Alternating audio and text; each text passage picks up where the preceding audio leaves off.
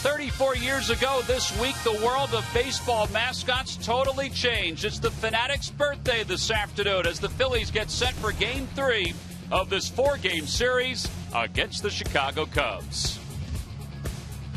Hi, everybody. I'm Tom McCarthy, along with Chris Wheeler. We'll talk more about the Fanatic and show you a lot of his antics throughout the course of today's telecast. But we're also going to get a chance to see Matt Garza for the Cubs, and we'll see the Phillies' old leadoff guy be the new leadoff guy once again. Well, it's one of those years, and there are going to be more lineups. Maybe Jimmy won't hit number one all the time, even though that's where he's best suited in a Phillies lineup and has been throughout his career. Charlie put him there last night, and he got a big hit. He hit a changeup right there down the right field line, right off the foul line.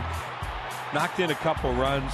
You see Wells' reaction on that, but that helped in that 4-run inning and had to really make Jimmy feel good about some things. Jimmy, throughout his career, obviously has been a leadoff guy. He has hit second. He has hit third. Hitting third this year for obvious reasons. But when the Phillies have the lineup they want him to hit number one in the order. Well, and he'll hit number one today, which means that Juan Pierre, who is making the start today, will bat second for the Phils. And they'll face right-hander Matt Garza, who the Phillies really were introduced to, not when he was with the Twins, but with the Tampa Bay Rays back in 2008 in the World Series. Has great stuff. We used to see him in spring training with the Twins and the Rays, and then in the regular season World Series, he was a guy you thought had the stuff to pitch a no-hitter every time he goes out there, and he finally did pitch a no-hit, no-run game. This was against the Phillies back in June of 09. It wasn't a no-hitter, but he was really good. See, good fastball, sinker, breaking ball, changeup.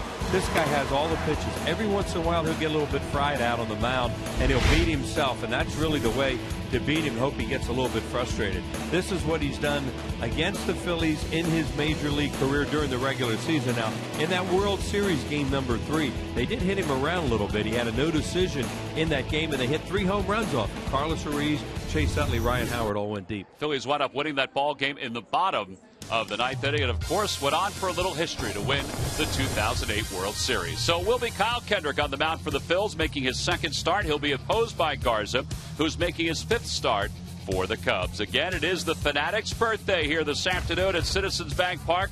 It's always exciting to see him do a little jig, to dance all over the field, and also do a little juggling. The lineups at first pitch when we return. Phillies baseball. Budweiser, great times are waiting. Grab some buds. By Toyota, every new Toyota purchase comes with Toyota Care. By Citizens Bank, we're for homes. Talk to us today about how we can help guide you to the loan that's right for you. By Xfinity, only from Comcast, the official HD triple play provider of the Phillies. And by Independence Blue Cross. No matter where you are in life or business, we have plans that fit. Go to plans-that-fit.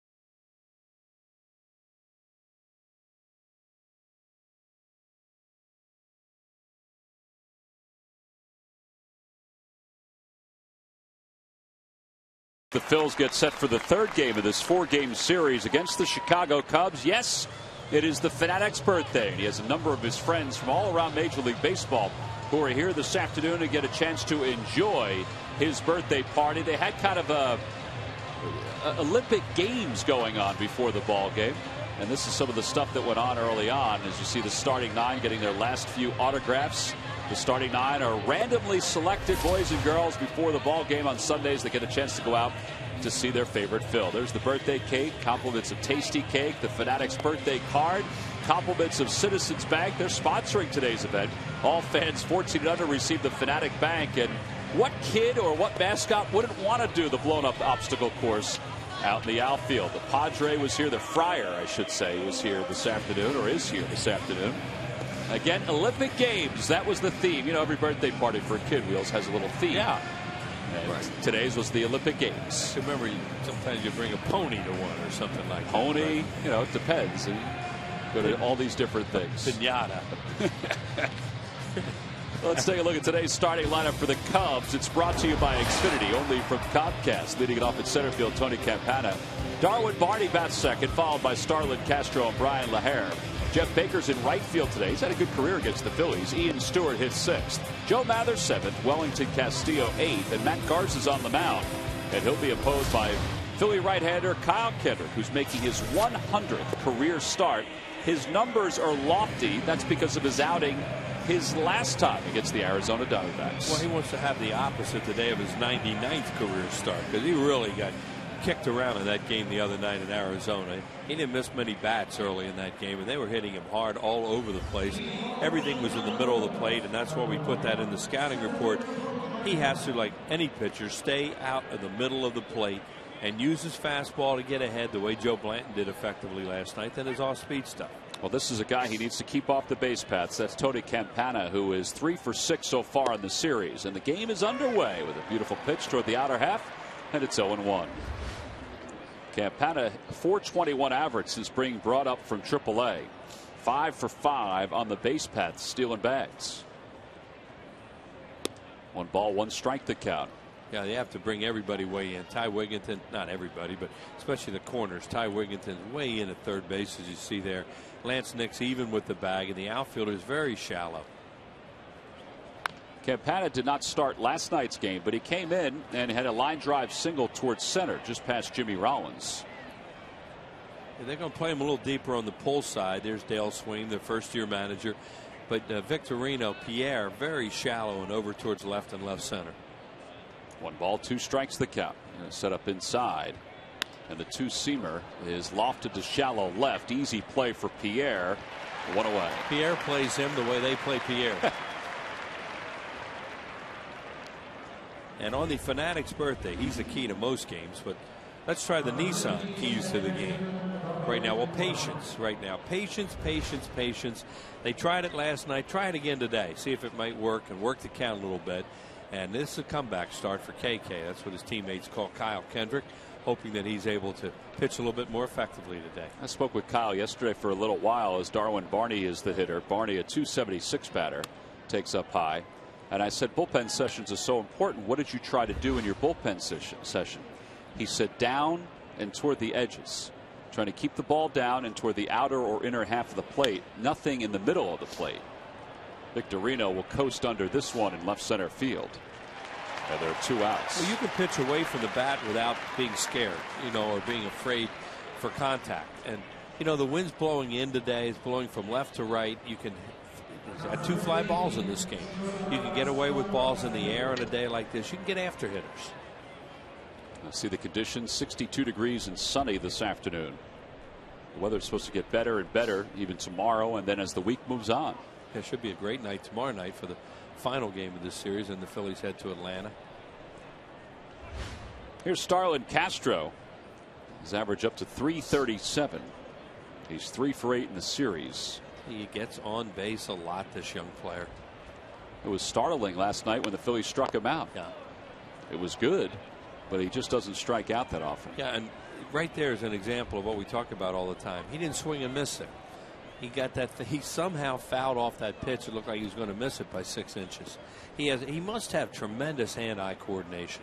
to make as much contact as he does. No balls, 1 strike to count to him. On the outside corner, 0-2. Well, that's right what he's talking to you about. Throw a pitch right there, and hitters are not going to.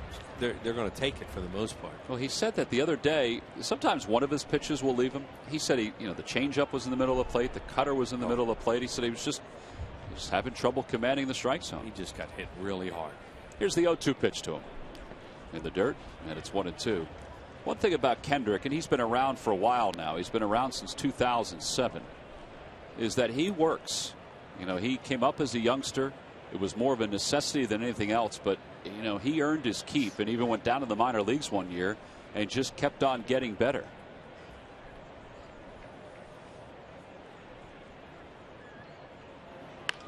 Down the right field line, that'll be into the seats.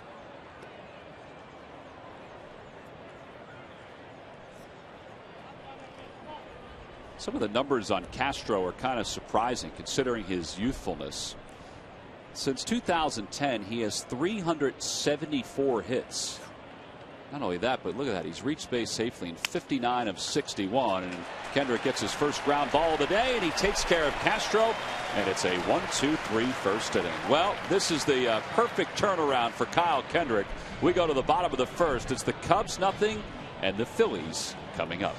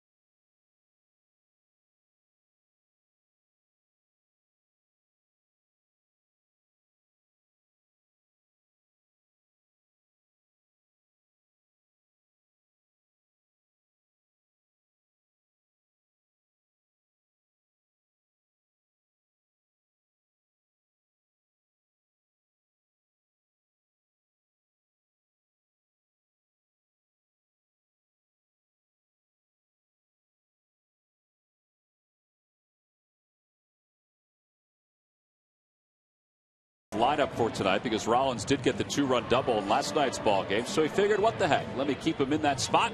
Let's take a look at the starting lineup for the Phils. It's brought to you by Xfinity, only from Comcast. Leading it off at shortstop, Jimmy Rollins, then Juan Pierre and Hunter Pence. Ty Wigginton, a 13-game hitting streak, is the cleanup batter. Shane Victorino bats 5th. Lance Nix gets the start at first base today, and then it's Schneider, Galvis, and Kyle Kendrick, and they'll face 28-year-old right-hander Matt Garza. Garza's 1-1 this year with an earned run average of 3.5. See strikeouts per innings pitched. Same. He's a 6'4", 215-pounder out of Fresno, California. He has great stuff. You just don't know what you're going to get from Matt Garza, but what you should expect to get are very, very difficult at bats because this guy can really pitch. One of the quotes that I read about Garza, it's from Theo Epstein, the general manager. As you see his scouting report, he walks sort of a fine line between being in control and out of control, but that works for him emotionally. Yeah, that's why I mentioned that. We were talking about it in the opening. We've seen him out there. He can get just fried. He gets upset at certain things, and he'll take it, and it'll get him going in the wrong direction. Other times, what Theo means by that is, well, he can channel it and use it for, like Roy Halladay will get upset sometimes at umpires and things like that, but it doesn't distract him. This guy used to get distracted by things. It's no balls and 1 strike to Jimmy Rollins. Rollins lifts it to right center field. Barney going out, and it goes into no man's land. It'll be a base hit for Rollins. Long run for Jeff Baker, who really isn't an outfielder.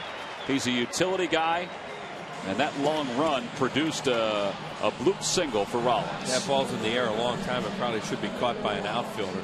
Certainly not the second baseman's ball, Barney's. It's a lazy fly ball, and it kept. I think what happened was the wind knocked it down a little bit, and Baker was playing very deep, not an outfielder, as Tom says, and can't get to it.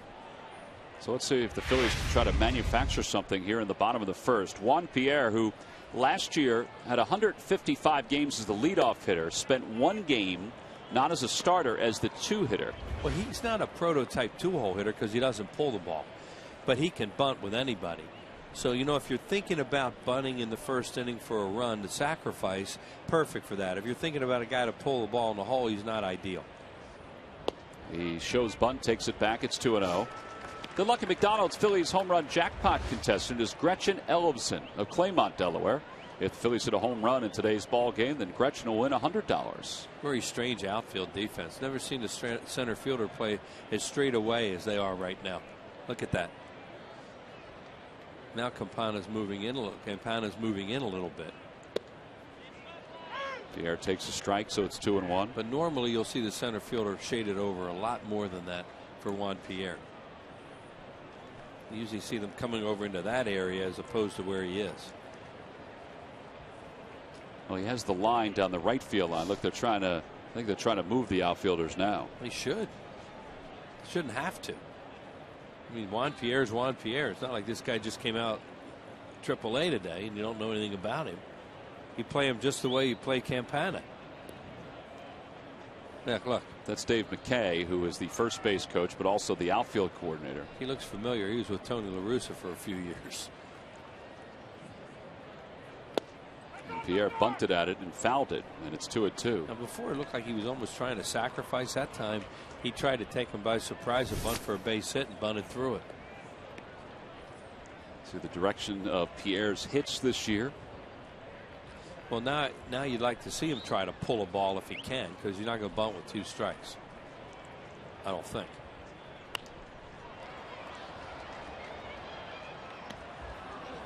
If you're wondering about the catcher Wellington Castillo, down in the minor leagues this year, the opposition stole 7 bags against him in 14 attempts. That's a lot of attempts for a few weeks in the minor league season. Now, Garza's times are pretty good, so possibly, you know, he can help him that way, hold runners on a little bit. Rollins has stolen 4 bags this year. He doesn't go, and the pitch is nubbed foul, and it remains 2-2. Well, he gave him a pitch to pull. He gave him a breaking ball that time. Kind of surprised that he go 2-2 breaking ball in a situation to a guy who wants to pull that normally doesn't, because you speed his bat up with that kind of pitch.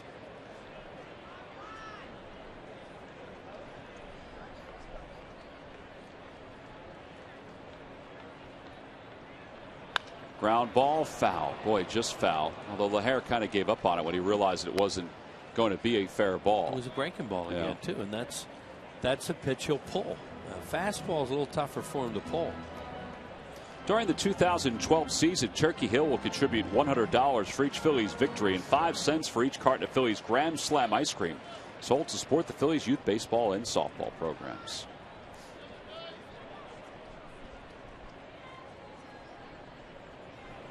Long at bat, Tapper towards short. Castro flips late to second. They get Rollins.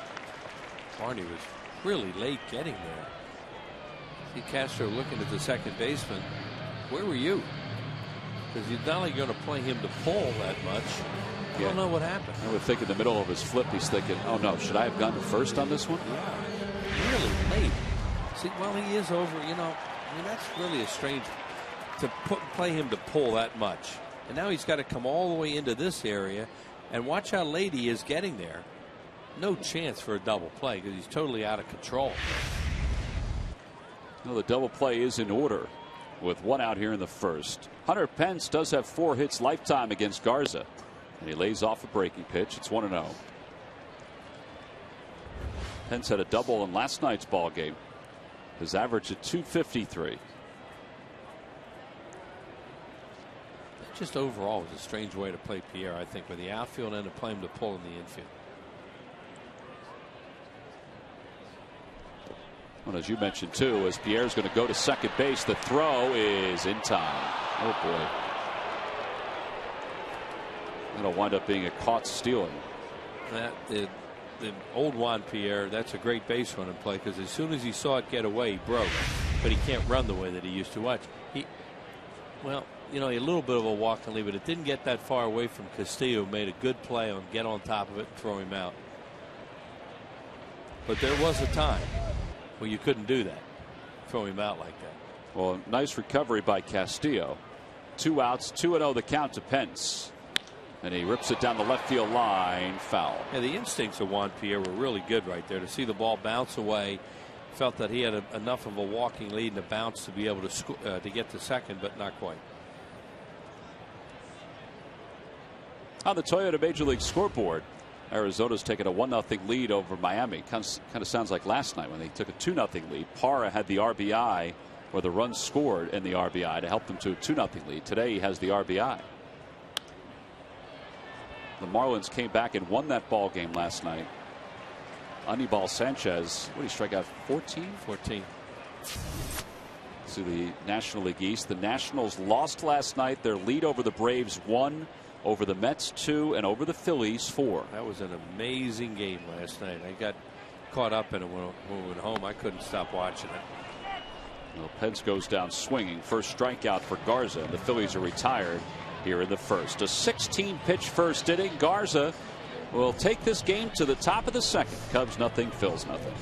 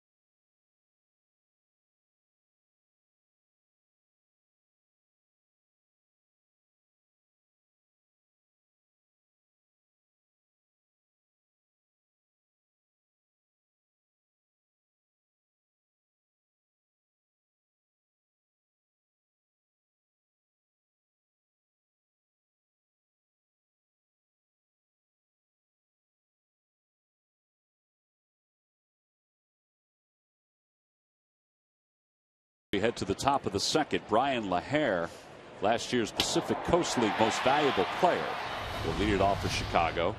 And he takes outside. 1 ball and no strikes. LaHare this season, .353 hitter. He has 4 homers and 12 runs batted in.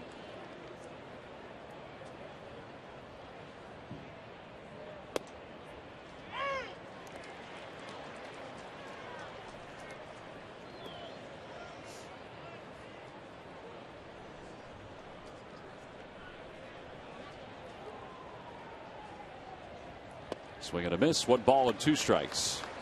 That's as Tom mentioned. You mentioned, Tom, that he couldn't get anything where he wanted to. That was a really good changeup he just threw to LaHare, you know, who is a free swinger. This guy is a power hitter, and off-speed stuff, you probably can wear him out a little bit with it. Got a little upstairs with that cutter, and it's 2-2. Well, and lefties used to give Kendrick a whole lot of problems, but his numbers have gotten so much better the last couple of years. In fact, last year, left-handers hit just .234 against him. There's a changeup hit toward left center. Pierre on the run. He's not going to get there. It's going to be a ground rule double. So LaHare is aboard. And he just reached out and poked it that way. That's strong. See a guy hit a ball that far when he reaches out. And, you know, he got his arms extended, which helps.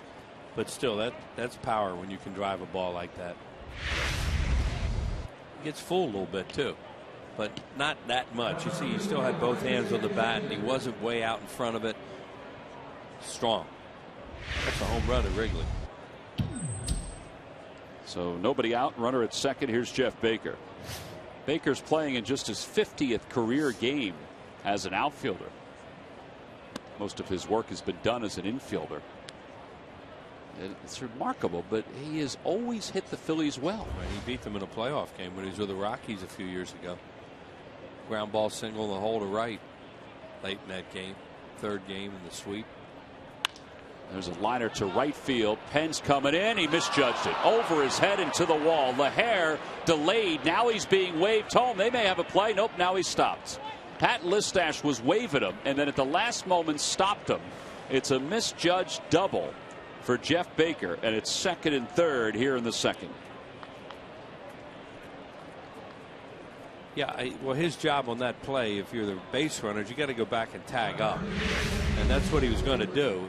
And now when the ball is misjudged, see, he went pretty far. I don't know if he went back to tag up. I couldn't tell on there. He was starting to, I think. Yeah, because that's what his job is. That's what you're supposed to do. And Pence just really misjudges it. He's had a few adventures out there lately. Well, the Phillies will play the infield back with nobody out here in the second. Ian Stewart's the hitter. Stewart swings at the first pitch and fouls it. It's 0-1. Stewart is 1 for 8 in this series.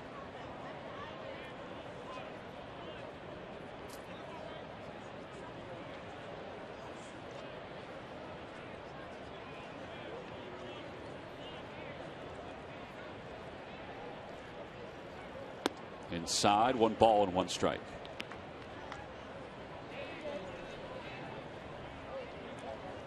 Cubs during the series now have 6 extra base hits,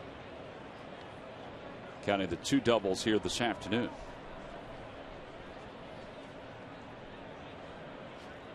And the dirt goes between the 5 hole. The runner won't advance though, and it's 3-1.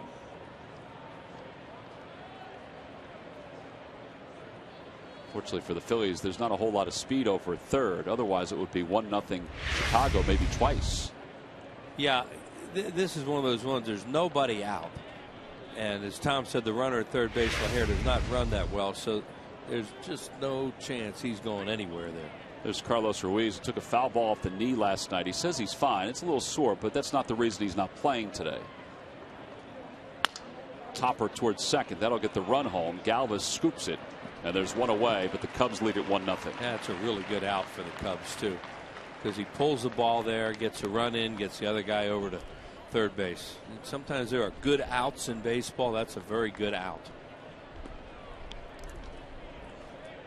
So over to third goes Jeff Baker. And Joe Mather will be the hitter.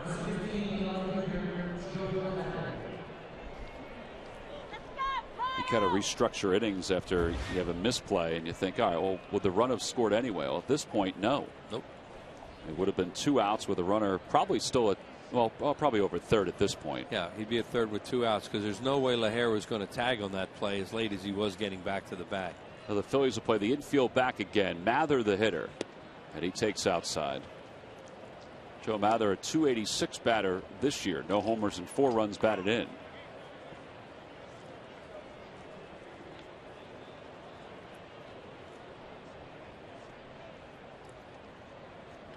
Mather last year played in 36 games for the Braves.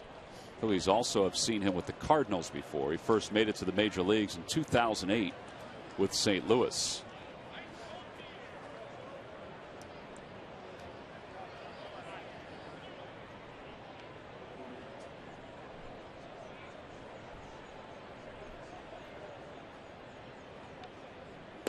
There's the strike, and it's 2-1.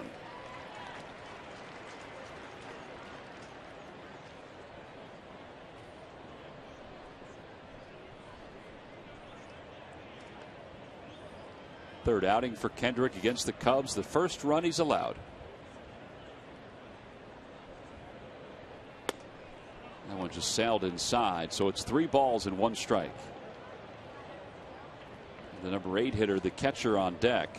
And then Garza, the pitcher. There's Castillo. Which means in reality they don't have to give in here. with anything, you know, a real good pitch near the strike zone. See if they can get him to chase, or even if they walk him, they set up a double play. They're setting up a way. And that ball comes over the outside part of the plate. 3-2. Right. That's the kind of pitch you want to throw there, because you do not have to give in with a strike for an out here. Baker's over at third. 1 run is in. 3 balls and 2 strikes to Joe Mather.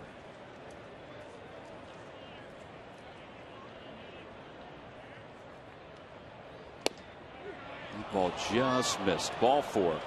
So first and third with 1 out. Tried to run it back 2 pitches in a row and missed on that one. Budweiser, through the Walk Off the Hero program, will donate $5,000 to Folds of Honor for every Phillies walk-off win. Please join Budweiser and the Phillies in honoring those who keep our nation safe and free. Now you can see your way out of this with a ground ball. You have a catcher running. You get a ground ball in the infield. You maybe get 2 and get out with this with 1 run. Castillo was 0 for 3 yesterday. He grounded out twice, struck out the other time. Good numbers in AAA. Catching again today because Giovanni Soto is still experiencing a sore back. The Cubs have not done anything with Soto to bring up another catcher. So they feel like he can still be the backup today, even with the bad back. Runner goes from first, to swing and a foul tip, and it's hung on to by Schneider. It'll be a stolen base for Mather, the 18th of the year for the Cubs. It looked like they were playing hit and run then, because he was going looking in the whole time, and the hitter swung at a bad ball. You have a runner at third, but still you can still try and play. Oh yeah, that's well. If that wasn't a hit and run, I don't know what an attempt. I don't know what it was with a guy looking in and swinging at a ball like that.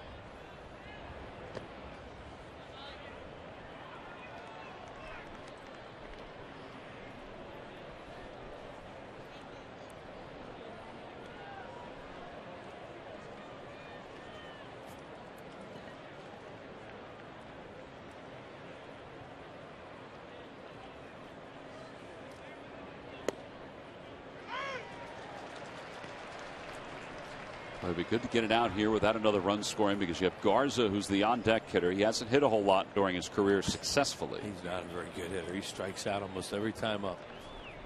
Really a poor hitter. So yeah, I mean, this guy's the key to the inning right now. 2 balls, 2 strikes the count. Kendrick took a long look in at Brian Schneider. Now 3-2. You know what? We'll see how they approach him, but even though you're going to have to face Campana, who's more of a slap type guy, this is another where you don't have to give in to this hitter in the 3-2 count, because you have Garza on deck and you really think you're going to get him out, and then you have 2 outs. And then a force at any base with Campana, even though he runs well. Right, he's not going to bunt. Whether they're thinking that way or not, I don't know. Because a lot of times you don't want to think that way because you fear the leadoff hitter.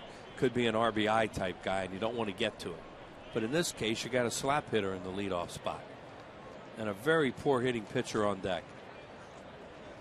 Dale Swain's talking to Garza right now like, hey, if this guy gets on, strike out. Don't swing. Don't hit him with double play.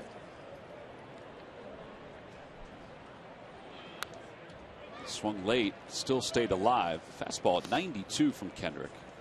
On the Toyota Major League scoreboard, Pirates have taken a 2-0 lead over the Braves. Jose Tabata has a couple hits and 2 runs batted in already.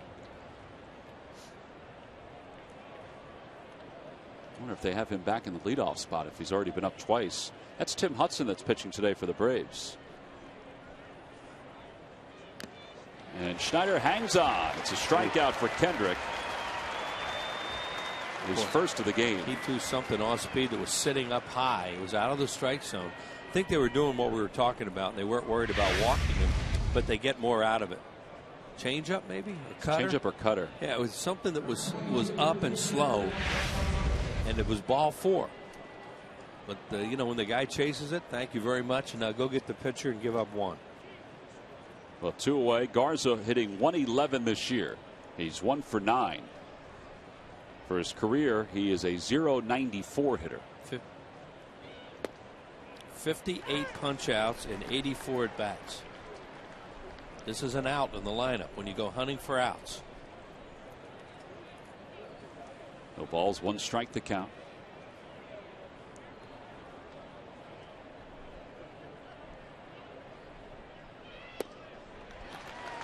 That's why when you watch a baseball game, even early, how you watch a pitcher and catcher pick through a lineup and decide, all right, we're going to do this. We don't have to face this guy. We can go here. We can go there.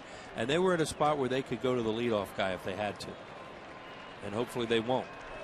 Now they'll go after Garza with the count 0-2. He lays off 1 ball and 2 strikes.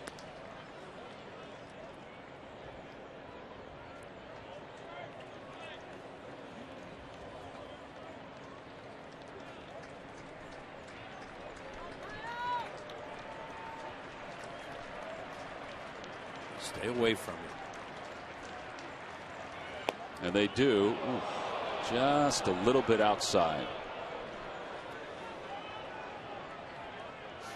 Charlie Manuel didn't say a whole lot last night to the home plate umpire, Dan Iasonia. Said a little bit the night before to C.B. Buckner. Might have been a tad outside. It was awfully close. I think he got back. Little number foul. Well, he's all the way up to 41 pitches. But this is big right now if they can get out of this with 1. They're going to kind of keep to the same pattern with Kendrick that they kept to in the last outing. They were hoping that he'd get to anywhere between 65 and 80 pitches. I think they're hoping closer to 80 today. Well, he's getting close already. 2-2 the count. Got him. Back-to-back strikeouts for Kendrick, and he navigates around a misplay out in right field. He still gives up a run on 2 hits. He leaves 2 in scoring position. We go to the bottom of the 2nd.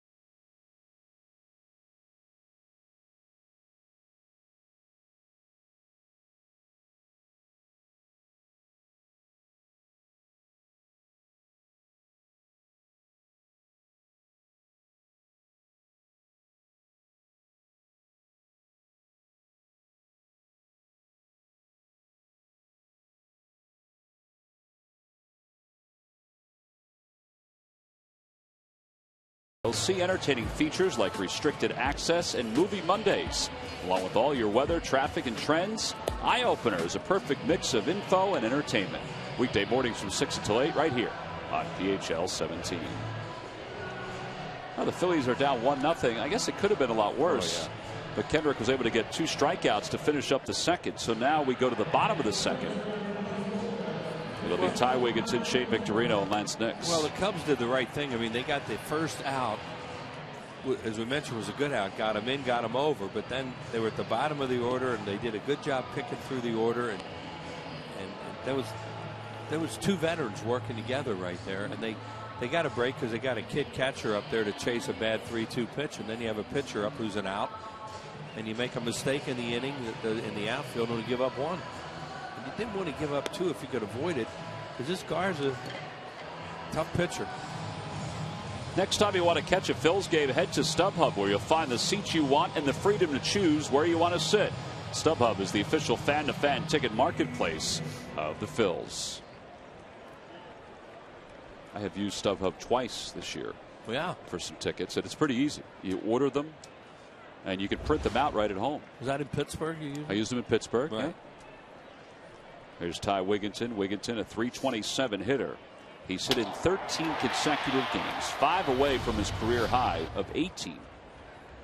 Did that back in 2008. He's playing third base today for Placido Polanco. Charlie trying to give Polanco some more rest early in the season. Day game after a night game once in a while. I would think there's going to come a point later on in the year, as long as he stays healthy and he's swinging a good bat, where Polanco may not get as many days off as the season moves on. Yeah, you know, the idea right now is to try and keep him stronger, and he has hit the ball harder the last 3 or 4 days.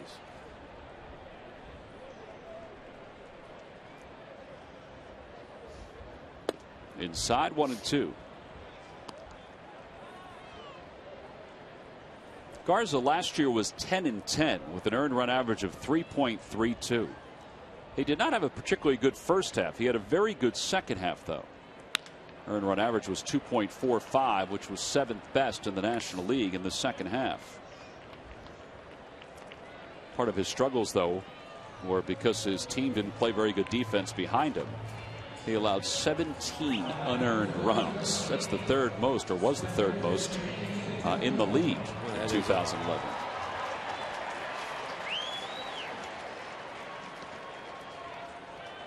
Well, I remember seeing him for the first time in an exhibition game when he was with the Twins. He was over in Clearwater, and I thought, whoa, what a live arm. He was really raw, and he was throwing it all over the place, but just sheer power. You thought he could be pretty good. Here's some coaching going on right now. It's Doobie trying to show Kyle something mechanically there. 1 ball and 1 strike to Victorino. Victorino, a .241 hitter, 4 homers and 8 runs batted in.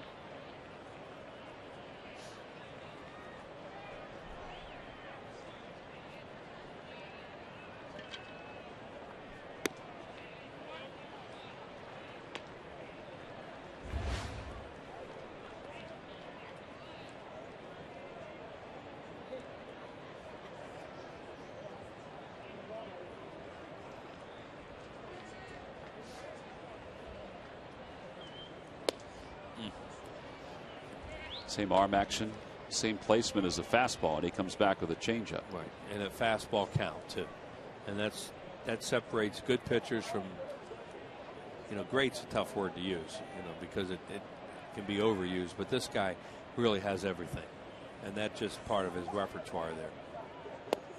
Victorino's rung up for the second strikeout of the afternoon for Garza. So 2 away. Here's Lance Nix. Fans, if you're hitting the road, and the Phillies are after tomorrow's ball game, take the Phils with you. Subscribe to MLB.tv today to see every Phillies out-of-market game live online or on your favorite device in HD quality. Visit Phillies.com to order and get more details. MLB.tv, baseball everywhere.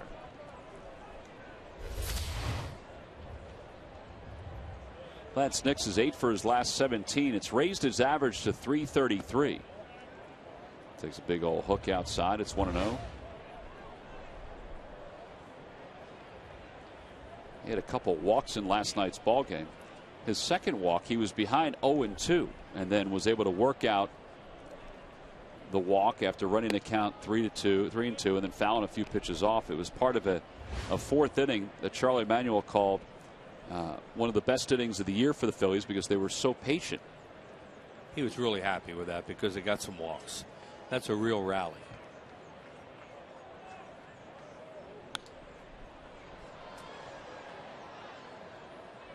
He says, you know, when you talk to him about it, he'll say, look, I got certain guys on my club that, you know, I can't really talk to them about going up and getting a good ball to hit because they're just not that kind of players. He said, but I got some other guys that you have to bring it to their attention once in a while that they can do those kind of things. I think Nix would be one of them. He can work the count. So can Wigginton. 2-2 the count as Nix fouls it away. Says all you do is if you try to talk to some guys that can't do that sort of stuff, you just confuse them more. So there's no sense in even doing it.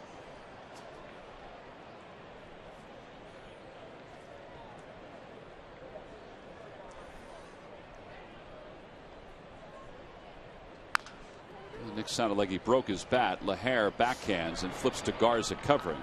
And it's a 1-2-3 second inning. So the Phillies go down in order in their half of the second. We've completed our first two. On to the third with the Cubs up 1-0.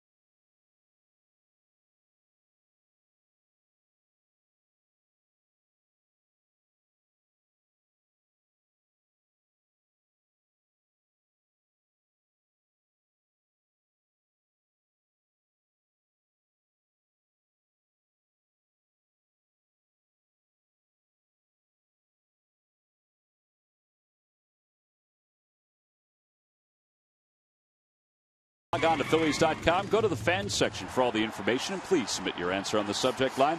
Wills, here's the question. Name the two Padres pitchers that Gary Matthews of the Cubs hit his home runs off in Game 1 of the '84 National League Championship Series. I know one of them. We need two. You have till the 7th inning to get it. I'm sure it'll come to your mind, or somebody will text you. No, but that won't. That it has to be before any texts or anything. I know one of them because I remember him starting that game and the Cubs just crushed him. Yes, that is true. Top of the order is up for the Cubs. Tony Campana pulling a page out of Rafael Furcal's book. Trying to run up in the box and make some contact. Now, you know Sarge knows the answer to that question. You think? I think he did. He knows stuff like that. That ball smoked into the hole on the right side, and Campana's aboard with a leadoff single. Players are amazing how they remember things about their career. So you have to keep an eye on Campana. He's over at first, being held on by Lance Nix. And Murph, Nix has made these tours from left field to first base pretty comfortable so far.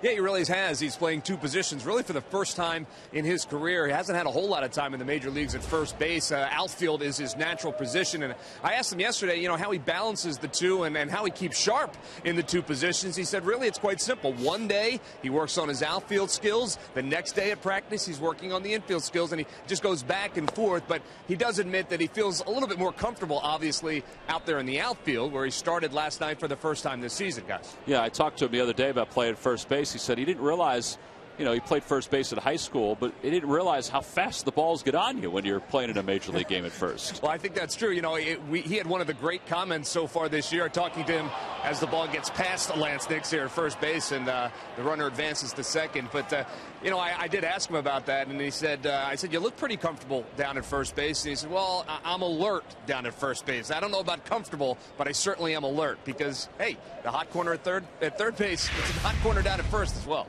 All right, Murph, we appreciate it. And right there, he was alert for the throw, and he just started to apply the tag before he had the throw. Yeah, that'll be the error. Unfortunately, will be the guy that we're just talking about. You guys were just talking about. So the second error of the year for Nix. Runner in scoring position. 1 ball and no strikes to Barney, who shows bunt, and it's a strike. It's 1-1. That's that Campana just being on first base. So surprised he didn't go right away, and so was Barney. Took a strike for him on the first pitch, waggled the bat in front of Schneider a little bit, thinking he was going to go, and he didn't. Now they're going to try and get him over. See the games that Nix has played during his major league career. He's played a lot of games in center field. That was when he was with Texas. He played center field a lot.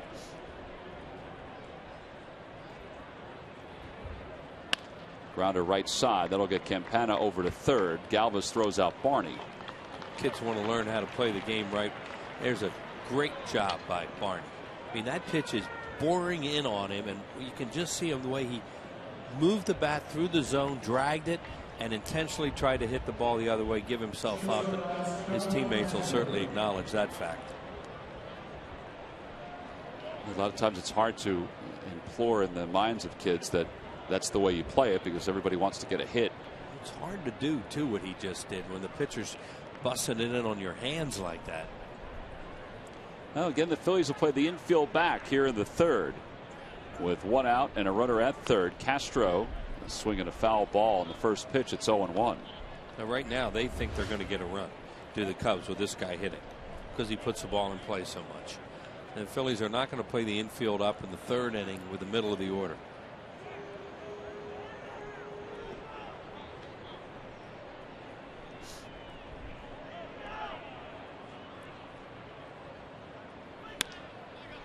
Fly ball, shallow right center field. Pence is over. He's under. Makes the catch. Here comes Campana. Here's the throw by Pence on one hop. He is safe at the plate. He went right between the legs of Brian Schneider. It was a heck of a throw by Hunter Pence. And it's 2-0 Chicago. And here comes Charlie Manuel. I think you got to come argue this because your players are questioning it, but Tom's right on with that. I think you are, Tom, that he went right through his legs. And it wasn't a whole lot he could do because he was looking for the ball. Right. And he tried to set up to block the plate, but it's so hard for a catcher to do that when he's not looking at the runner coming down. It was a great throw. Yeah, if to throw some left field, it's a lot easier to block the plate because you see everything. But that guy is so fast that he beat a perfect throw. Pence throws a nice one hopper, easy to handle, and you see the slide right through the wickets. How fast this guy is. So it's a sacrifice fly for Castro. And here's Lahair.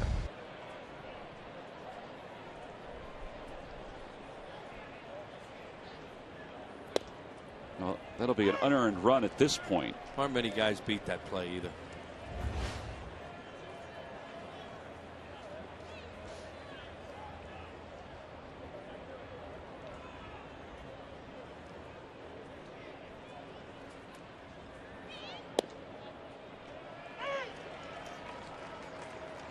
The argument with Charlie Manuel and Bill Miller was pretty quick. I guess Miller probably just said he went right under the tag. There's probably not much Charlie can say to that. Yeah, it looked like a good call.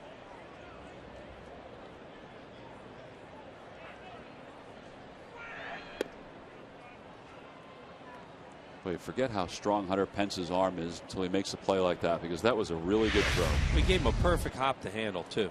Here we go, the slow-mo. He's trying to block the plate, and he's got the foot down, but he goes right through and gets the plate, and he was safe.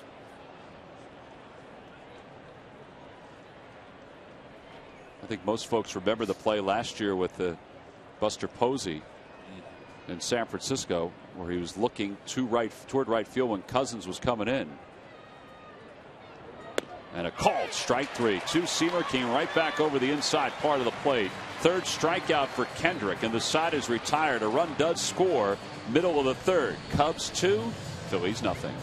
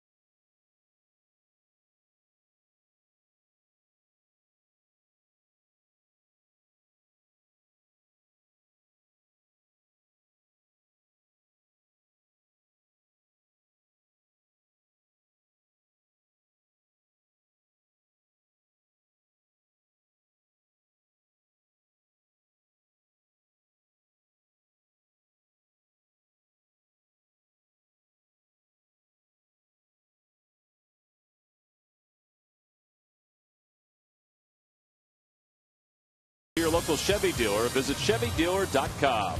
By Budweiser, great times are waiting. Grab some buds. And by Honda, the really big sales event, real deals, big inventory. Now it's your Honda dealer.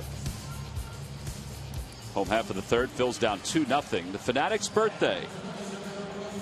All the young fans who came to the ballpark today received the Fanatic Bank. Compliments of the folks at Citizens Bank. Some events taking place before the ball game. The Olympic Games, as they called it, with the Fanatic and some of his friends. A great cake presented by the folks at ShopRite. It's just all part of the excitement surrounding the Fanatics' birthday. Brian Schneider will lead it off for the Phillies, and he takes outside. And it's 1-0. Well, the cake is always the important part of the birthday for the kids and for even the Fanatic as well. It's a good-looking cake down there in the field. I wonder what it would look like up here. Schneider down in the count, 0-1. 267 hitter, 4 for his last 7. Maybe somebody will bring us a piece, huh? Well, Wheels, your wish is our command. There's a breaking ball for a strike. It's 0-2. There you go. There's a piece of the cake, just a piece of the cake from ShopRite. Wow. Looks like I got some chocolate chips in there. Yeah. I believe the other piece is in the office where Sarge is right now. And JJ. That's the end of JJ's that. Across the street. The Flyers are playing today. Yeah, JJ's not here today. That whoops, there goes the icing on your it's got a little icing. There he is. There's the big cake. That's what he used to look like. And now it's all over the ballpark in different spots. Well, thank you, ShopRite, for that cake, and bring us some up here, and we'll sample it later. I love the chocolate chips. Yeah, nice touch. Any peanut butter? I don't think so. Could always put some peanut butter on it, though. Swing and a miss, and Schneider is the third strikeout victim. And Freddie Galvis will be the hitter. High fastball here from Garza. He threw him all kinds of different pitches in that at bat, and then finished him off with a high fastball.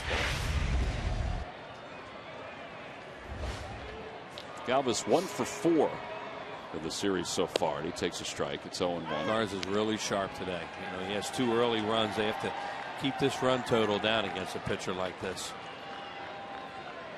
He has all his stuff working.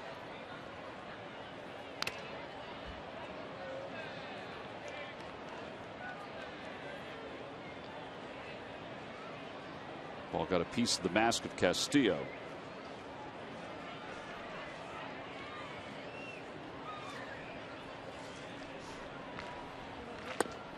Another strikeout. 4 strikeouts now for Garza. You know, he allowed the first hit to Rollins in the first. The Phils were starting to percolate a little bit, but they couldn't score a run, and since that time he has settled in.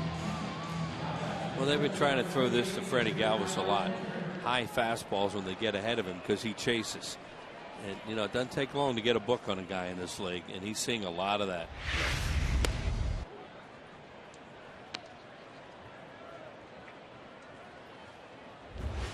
Kendrick just 0 for 1 this year, a 133 hitter for his career. He's a good athlete. Up high, 2 balls and no strikes. Yeah, he has an advantage on his mound opponent today athletically at home plate, because Kyle is one of those guys, he can get a base hit once in a while. Garza, you don't expect him to help himself.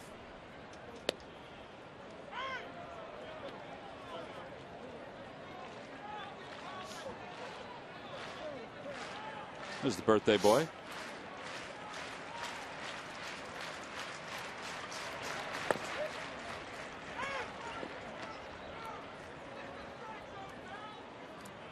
"34 years, huh?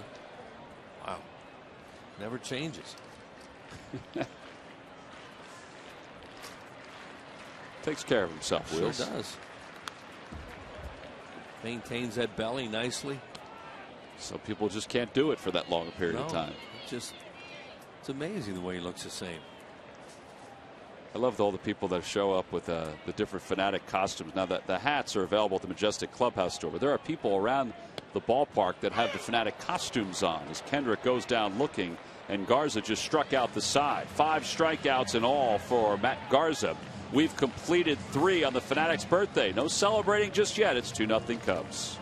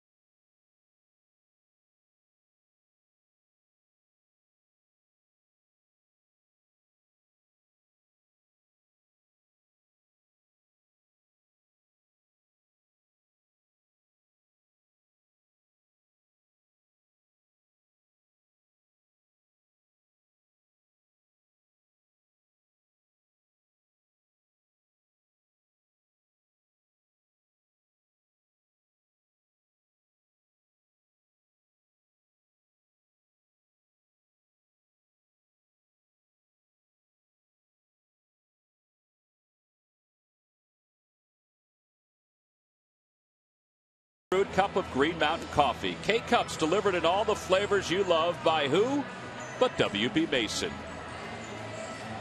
3 of the books. We head to the 4th.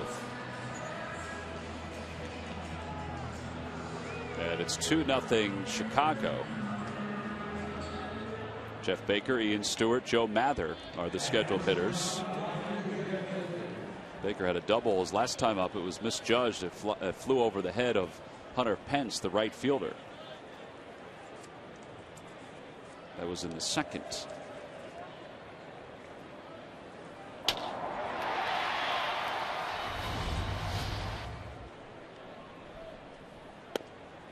And on the outside corner, it's 0-1. He starts him off with a fastball.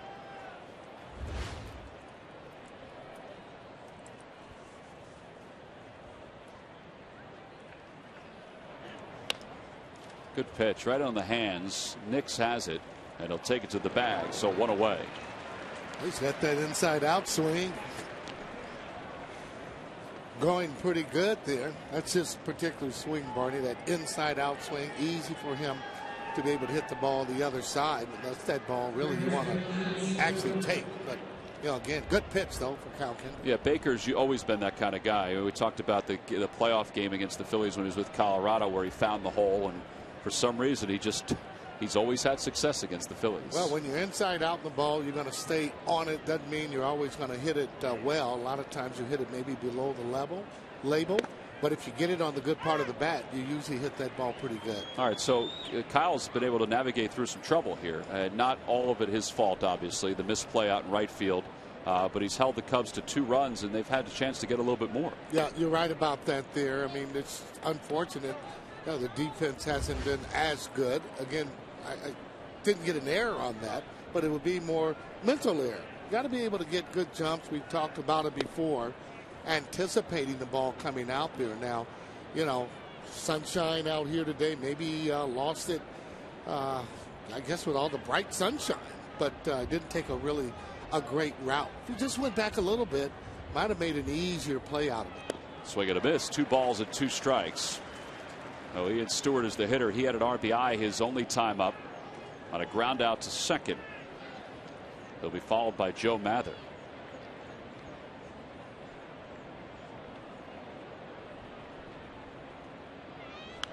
Phillies, as we mentioned, are 4 games out in the National League East after their win last night and the loss by the Washington Nationals.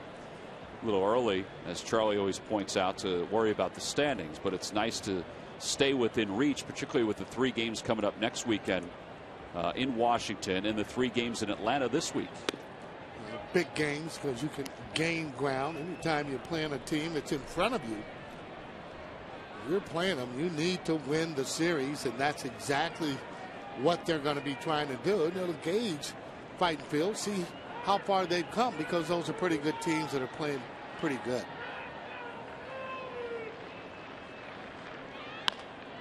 There's a liner to right. Pence gets another chance, makes the catch. So 2 outs.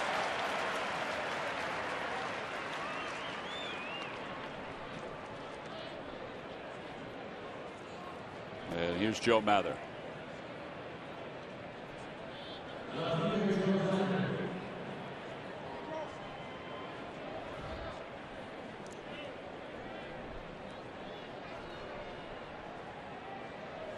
Mather walked his first time up.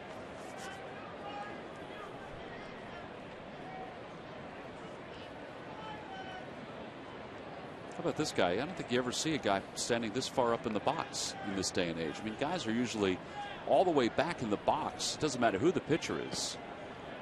But Mather, you know, he's like a half a step up in the box. Well, he likes the ball to get on him a little quicker. And believe me, when you're up further, don't get as much break on the ball. He's not up there near that line there, but you know, if you see where the line is, for me, against guys that be soft throwers, I'd be up even further. There's a liner to left field. Pierre going back. It's over his head, and it's out of the ballpark. That one just carried right on over the top of the flower bed. It's the first home run of the year for Mather, and it's 3-0 Chicago. Boy, he's expecting everything hard when you're standing that close up front. Then you don't get the break on it like you normally would if you're standing back. Look at that ball. It's just almost right down the middle. Hate to say that. No stride at all. Look how he's hitting against that back foot. You know, that's some of the things there. Rudy Harmil, the hitting coach for the Cubs, he teaches that no stride. Castillo to center field, playable for Victorino. And the side is retired. But the Cubs do get another run, and the home run by Joe Mather. We've played 3.5 here in Philadelphia, and the Cubs have taken a 3-0 lead over the Phils.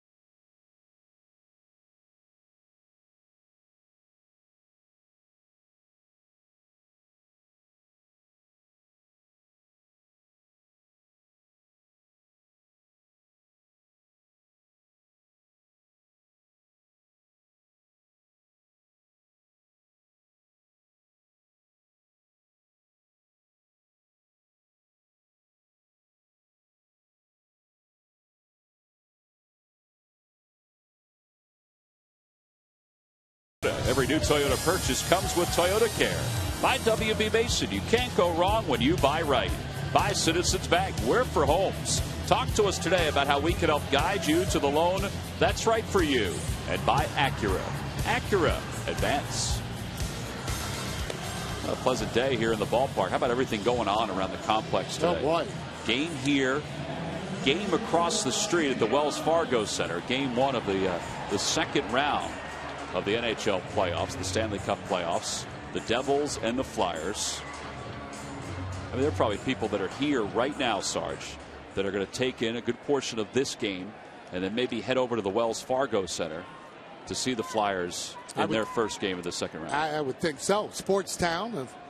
You know, they like their sports in everything. Football, basketball, baseball. Flyers and the Devils split their regular season matchups. 3 wins apiece. Rollins single to start the first. That's the only hit for the Phillies as Garza's faced the minimum.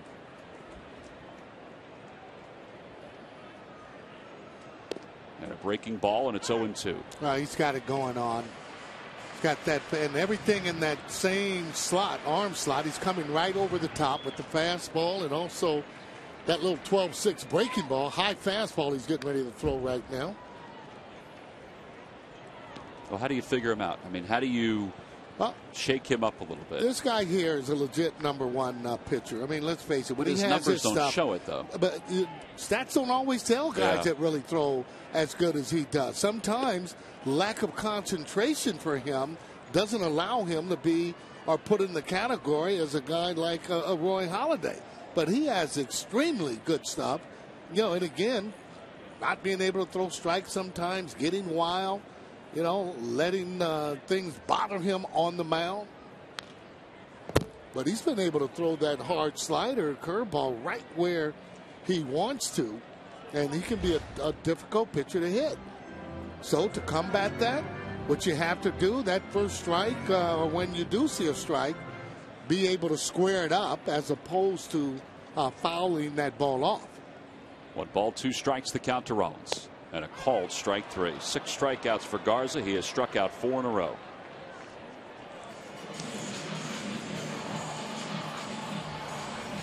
So Juan Pierre is the next hitter for the Phillies. New York Mets will make their second visit to Citizens Bank Park on Monday, May 7th. It's a 3-game series. All 3 games are at 7:05.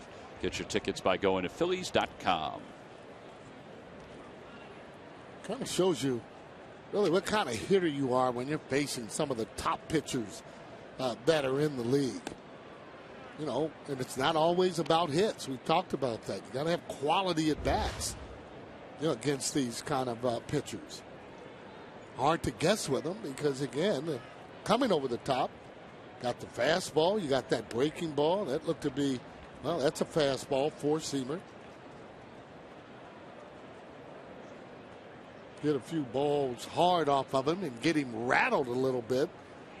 They'll have a tendency to make some mistakes.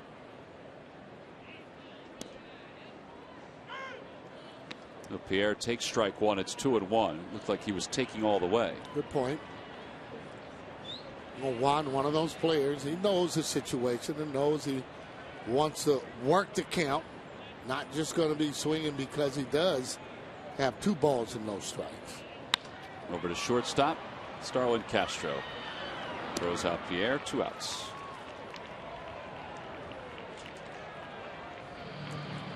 A little late. Get a little bit quicker against a guy like Garza.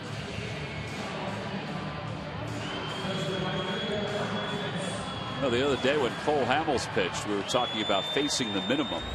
You know, he allowed the leadoff base hit to Bloomquist, and then Bloomquist was retired when Hamels picked him off second. Well, Garza's doing the same thing here. He's faced the minimum with 2 outs here in the 4th. He's been around the plate. He's got a good breaking ball. Fastball. He's been 93, 94.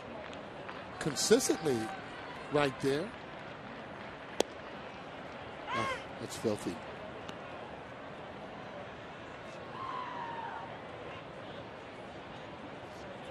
Anytime you start to see hitters kind of bail at the plate, would tell you that pitcher's throwing pretty good that day.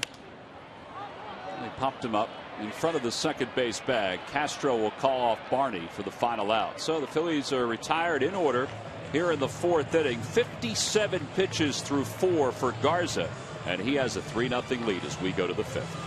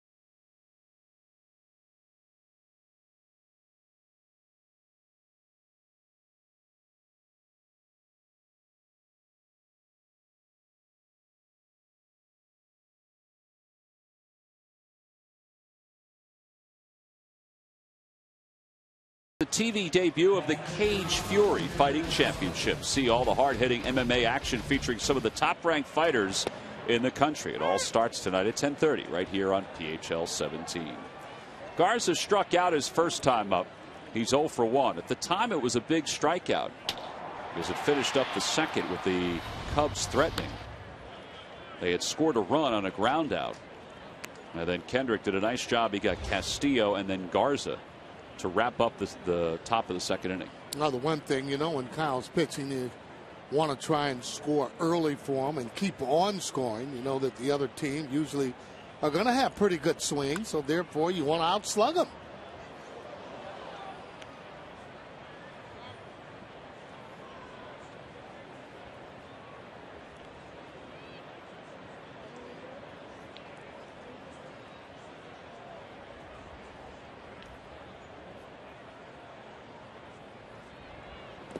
Swing and a miss. And Schneider will pick it out of the dirt. Throws a little low to first, but it's handled by Nix. Fourth strikeout for Kendrick. And back to the top of the order for Campana. It's just a matter of time before this kid's going to be in the lineup every day. It's just too valuable. Only reason he didn't play yesterday, the numbers kind of got a hold of him, and that's what Theo Epstein is all about, and the guys that he brought in, they're about numbers. Reed yesterday hitting over 417 against Joe Blanton, so Tony actually got out of the lineup. But again, with his speed, he's going to be one of those guys. If they're going to be successful, this kid's going to be playing every day until he proves that he can't hit the ball. Well, that's where I think numbers sometimes need to be discarded. You know, for me, I would ride the hot hand. I know Dale Swaim has a policy or a way that he's sticking to, at least for the time being. But this kid was the reason they won the game, the first game of the series. No doubt. But what he is doing, he's sticking to the plan of the general manager, of the president that brought him in. This is the way that they think. You agree with it? Well, I like to do more like Dallas Green does. Sometimes you got to go with the heart. Right. Okay? You got to go with the feel. And that's the difference between a lot of general managers of today and the guys of yesterday. Well, a good pitch by Kendrick for the second out. Back-to-back strikeouts. And he has 5 with 2 outs in the 5th. And you see the havoc that this kid causes Totally once agree. he is on the mound. Here's that two-seamer as it's coming back. Tough pitch. And that's a pitch he's going to have to be able to handle. But again, with speed, you almost got to play this kid up on the grass. He's so fast. Well, I for one was happy to see that he wasn't in the lineup yesterday. Likewise. No, they're going to pick and choose on some of the pitchers that he'll be able to face. But this kid, again, before it's all said and done, he'll be starting every day, I'm sure, unless he just falters where he's not able to hit at all. 1 ball and 1 strike the count to Darwin Barney, who's 0 for 2.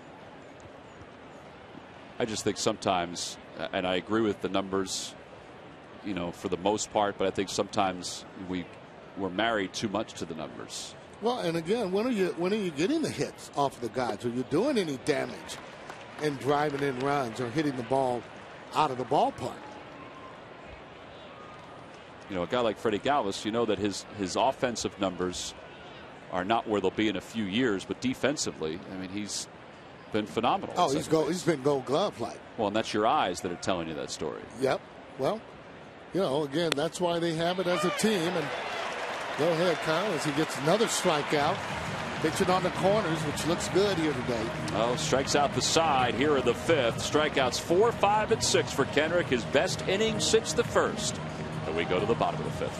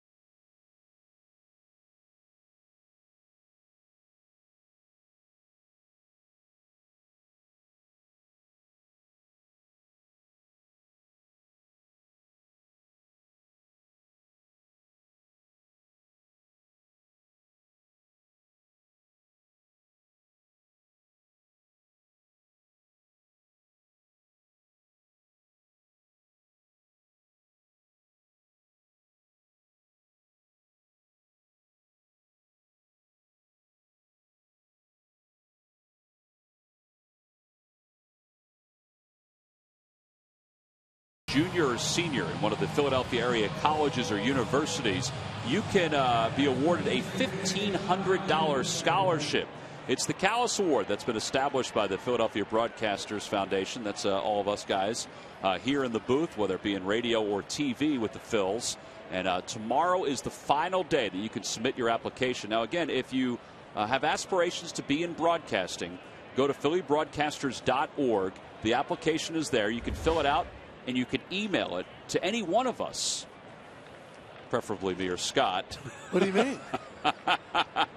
Well, T. Matthews, 234. I mean, all right. I mean, you can email it to Sarge too. I'm into it now. Well, anyway, you're right. You and Scott. Be or Scott. Might be a little better. Might get back to him a little bit quicker. Oh, anyway, the deadline is tomorrow, and we will award the scholarship by the 15th of May. Ty Wigginton, first batter here in the bottom of the fifth. And Joe Mather will take care of it. So again, Garza's allowed a hit today, but he has faced the minimum. He's faced 13 batters, and he's retired not all 13 in a row, but Jimmy Rollins was retired on a fielder's choice. Then Juan Pierre was caught stealing in the first. So that's why he has been able to face the minimum with one out here in the fifth. How about maybe a bunt to get on or get something started? Sometimes you like to break up the rhythm of the pitcher and do something a little more unconventional as opposed to just swinging. Maybe taking one with you down the line. He certainly has been in a groove here the last couple of innings and just getting stronger. Hasn't been in a lot of trouble.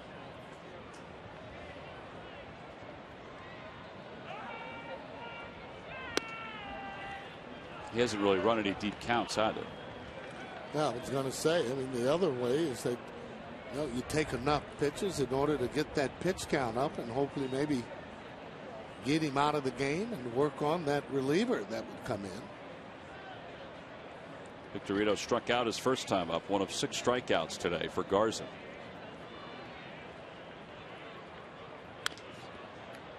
And now it's 2 balls and 2 strikes to Shane. Well, he's just been stellar and putting the ball kind of where he wants. Shane might have broken his bat on that. He goes and gets a new one. That ball right in on his hands.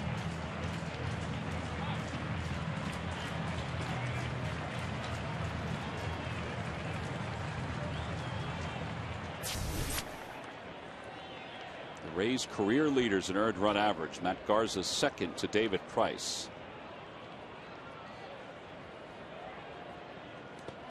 3-2 the count.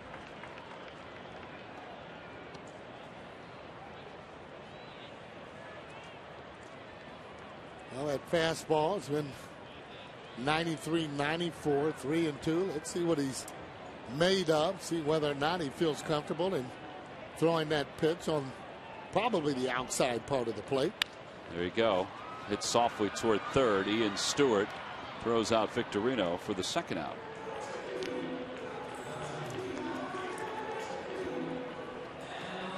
Despite the fact that Garza last year was a .500 pitcher, he reached career highs in earned run average for the year at 3.32. Strikeouts per 9 innings, he averaged 9.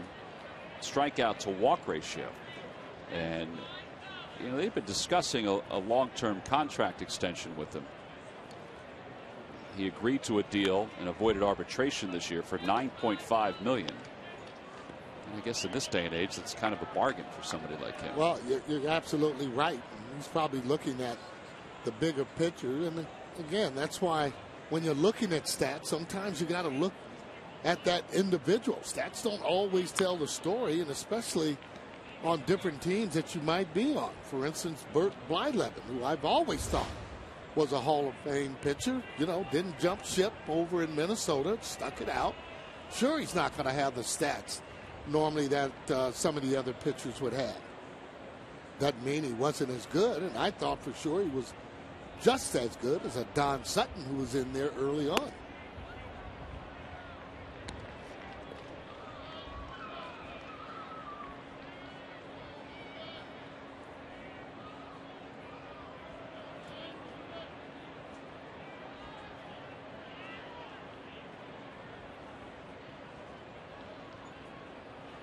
Swing and a miss, and another strikeout. 7th of the ball game for Garza. Another 1-2-3 inning. It's his 4th consecutive 1-2-3 inning. We've completed our 5th inning. Phillies have managed just 1 hit against the righty.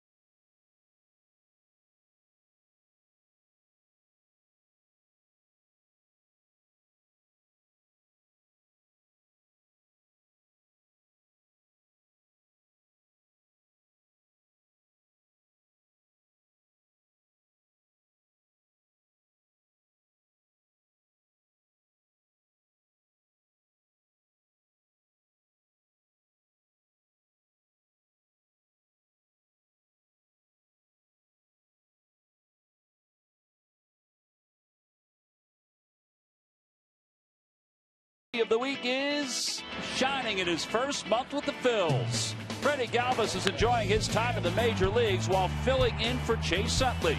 The shortstop turned second baseman hasn't missed a step on the right side of the diamond.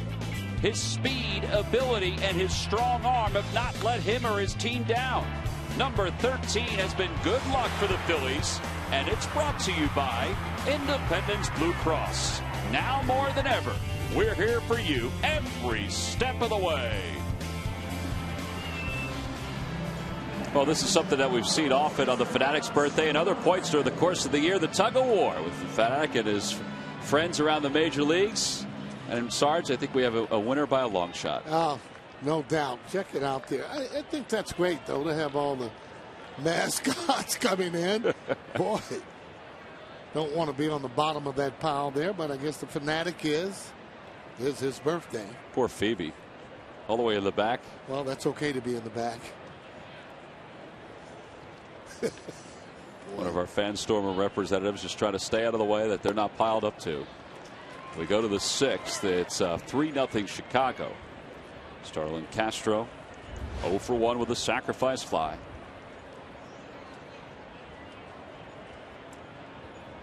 But for the kids that come to the ballpark on the Fanatic's birthday, it's always been a joy each and every year as that ball is pulled toward third. Wigginton has it, 1 away.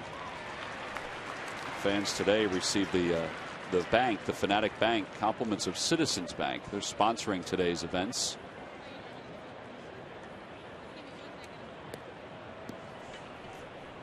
Quietly now, Kendrick has retired 5 in a row. And here's Brian Laher. Hasn't really pitched a bad game. Nope. He's given up 3 runs. Very manageable. I mean, we've seen it in the past. They've been able to come back from 3 runs. Liner to left. That one wasn't hit that hard, but it's going to drop in front of Pierre for a base hit. Second hit of the day for Laher. Jose Contreras is warming in the pen for the Phils. I'd like to see if Kendrick can get through this 6th inning. There's Jose. Monday, May 14th at 7:05. It's a 2-game series that'll begin against the Houston Astros. 7:05, and then the next day is a 1:05 start. It's a Citizens Bank Business Person Special. And after the game at Modell Sporting Goods, seniors stroll the bases for fans 55 and over. Check out Phillies.com for all the upcoming games available here at the ballpark.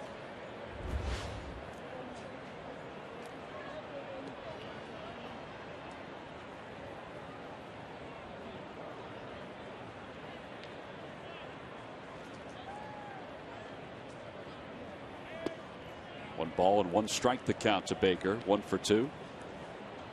On the Major League scoreboard this afternoon's game down in Miami, the Diamondbacks now lead the Marlins 6-0. Jason Kubel, 3 runs batted in. The Marlins do not have a hit so far.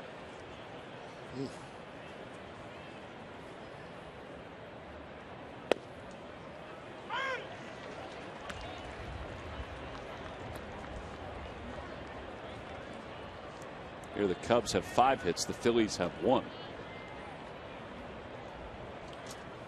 And it's a great day to hit. Nice and clear. Great background.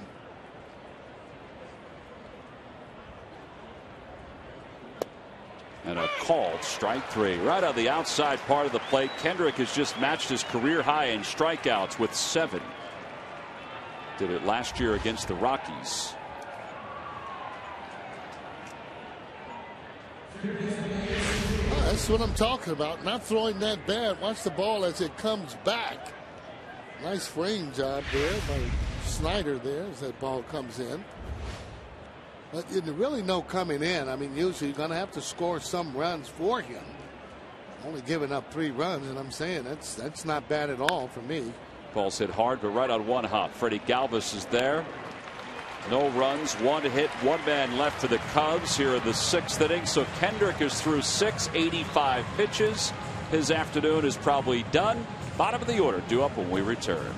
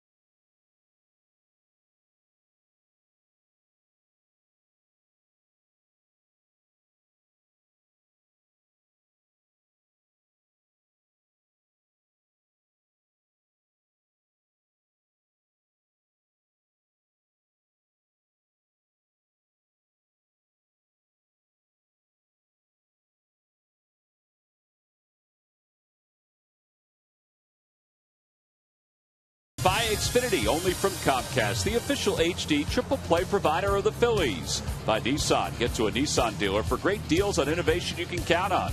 Innovation for all. And by the Pennsylvania Lottery. Play the new instant game for the Pennsylvania Lottery, Wild Tens. Must be 18 years or older to play. Please play responsibly. Another Fanatics birthday cake brought to you from ShopRite. Brought a big piece of that cake up here tonight. As we go to the bottom of the 6th, it's 3-0 Chicago. Here's Brian Schneider. He struck out his only time up. Garza has retired 14 in a row. And he has struck out 6 of the last 11 hitters that he's faced. He's been able to put the ball where he wants today. He's got a good breaking ball. Always helps when you're ahead of the hitter.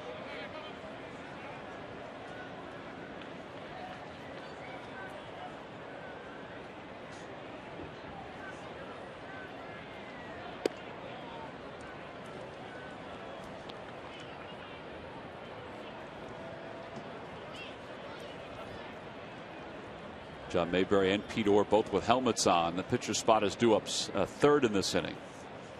It's 2-1. Kyle Kendrick has he's done an okay job through 6 innings. It's unfortunate he's allowed 3 runs.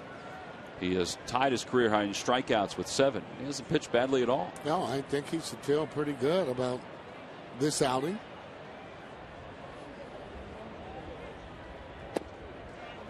You know, one thing for sure, it's regrouping after his last outing. Sure. To give him more confidence this next start. Well, that's what you want to do. I mean, same thing as a player. Don't have a good game one day. The next day you want to come out and atone for it. I think that's what Kyle did. Towering fly ball to right field. Playable for Baker. And 1 out. Just All right, Sarge, big play earlier in the ball game as part of our Coors Light freeze cam. Hunter Pence made a heck of a throw on this fly ball off the bat of Starlin Castro. Tony Campana coming down the line. It's a one-hopper and whoop, right through the legs. Boy, what a great shot there. Kind of showed, too, though. He was safe. His leg looked to be underneath there. That's your Coors Light freeze cam. Brought to you by Frost Brewed Coors Light. Freddie Galvis shows bunt. Not a bad idea, but it's a strike.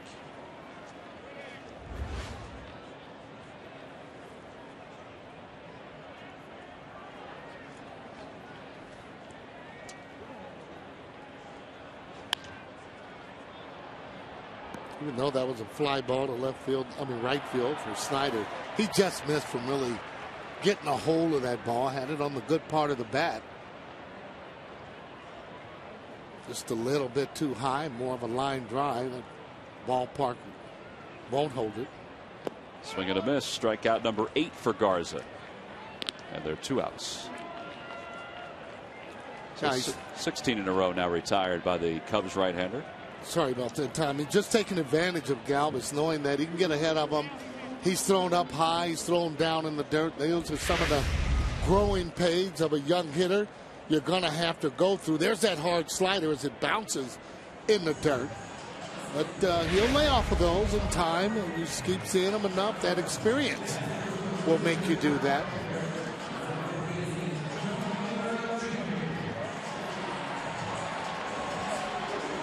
So John Mayberry will pitch it instead of Pete Orr.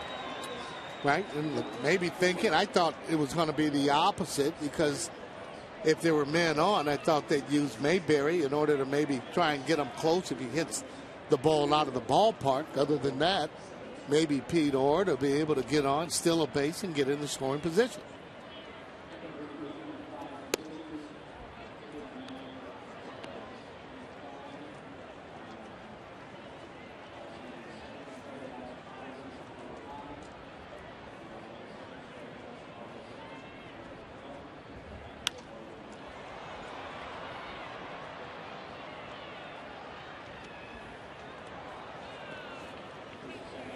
Looks like Jose Contreras will be on the pitch the 7th for the Phillies.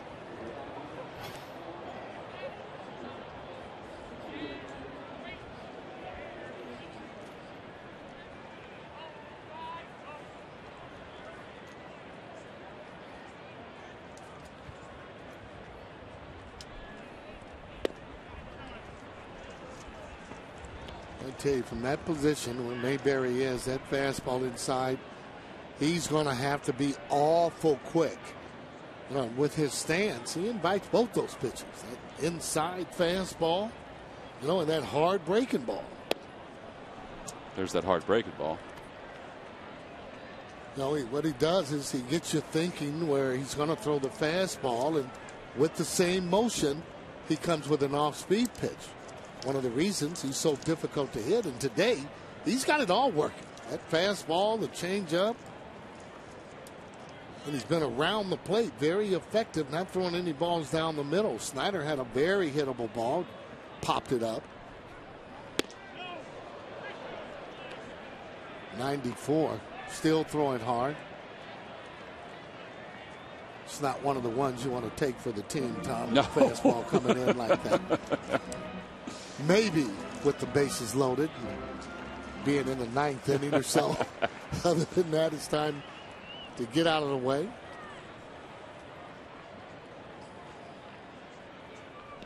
Tried to check his swing. They say he went around, and the side is retired. 9 strikeouts for Garza. 17 in a row retired. Mayberry thought he held up, as he has a few words for Bill Miller.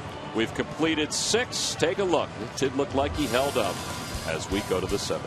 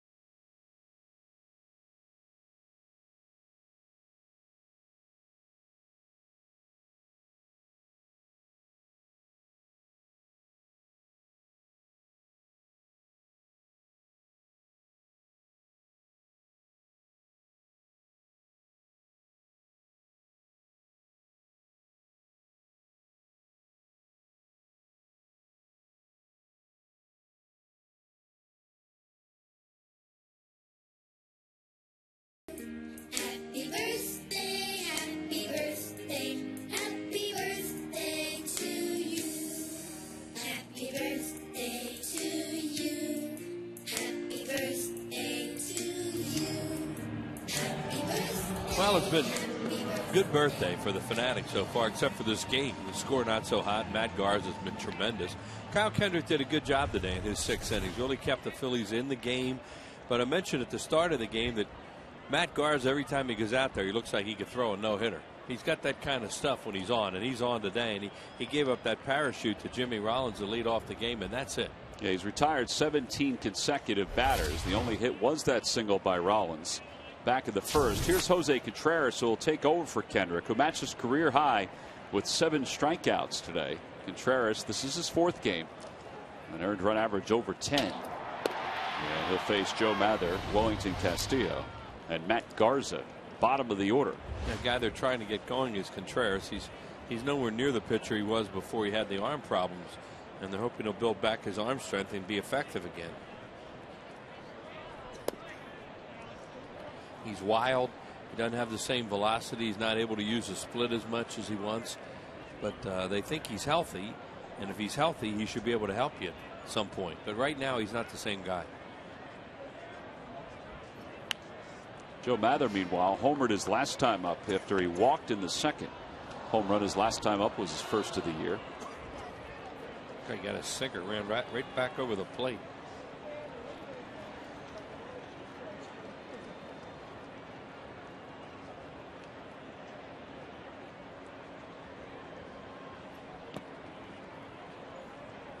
Mention the Fanatic is this is the 34th year of the Philly Fanatic. Wills, you were around when the idea of the Fanatic, inviting the Fanatic to come to the vet, first evolved back in the 70s. Well, it's, you know, the club was owned by the Carpenters back then, and Bill Giles was Bill was kind of the ringmaster at the time. You know, he came up with all these great ideas to help fill the ballpark and stuff. So he came up with this idea for a mascot, and all of a sudden he had $7,000 worth of feathers in his office. And he had to tell Ruley Carpenter, you know, Ruley's a baseball guy. He wasn't into showmanship. We owe $7 grand for this costume, and I don't know what I'm going to do with it. So Dave Raymond was working in the front office. David was a very good athlete at Delaware for his father, Tubby. And he volunteered to do it, sort of. And the rest is history. Castillo rips it foul down the left field line toward the 2nd deck. First night he went out there, Tom, it was magic. You know, we all looked at it like, wow, this is really good. And of course, it just got better and better. And Tom has done a great job since. And it's the best mascot in Major League Baseball and all the sports, probably. And it showed up as a pile of feathers in Bill's office. Oh, won the count to Castillo. 0 for 2. A little low. 1 ball and 1 strike. Tom Burgoyne is the Fanatic's best friend, and the Fanatic has evolved into being a writer. They've done videos, and it's really neat. I mean, there's a lot of great things going on here in Philadelphia, and have been for years. And the Fanatic is one of those great things.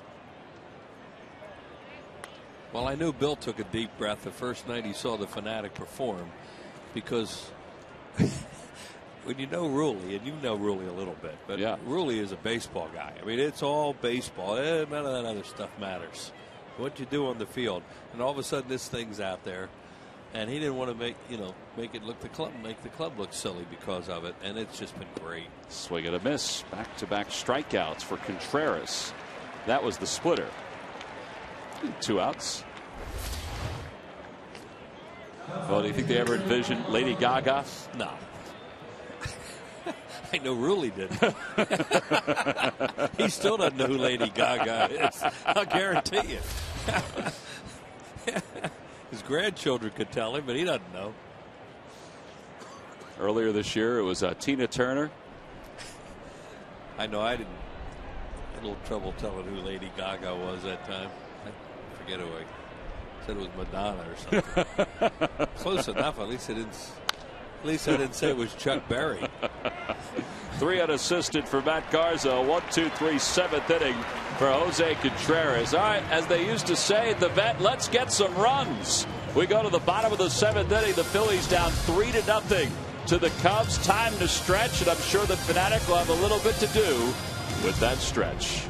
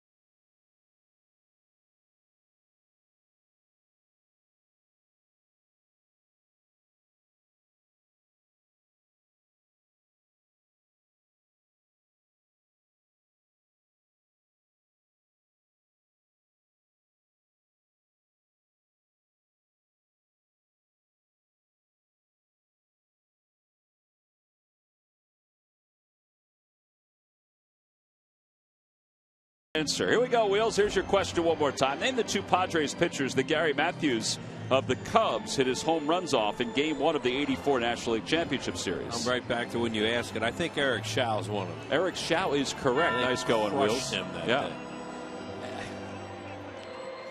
Right-hander or left-hander? Both. Both? Yeah.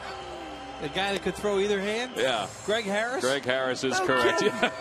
Thanks. And when you said both, right? Greg Harris pitched for the Phillies. Log back on to Phillies.com to find out if you're the winner of a Phillies prize pack. Thanks for playing Dodge Stuff the Fads.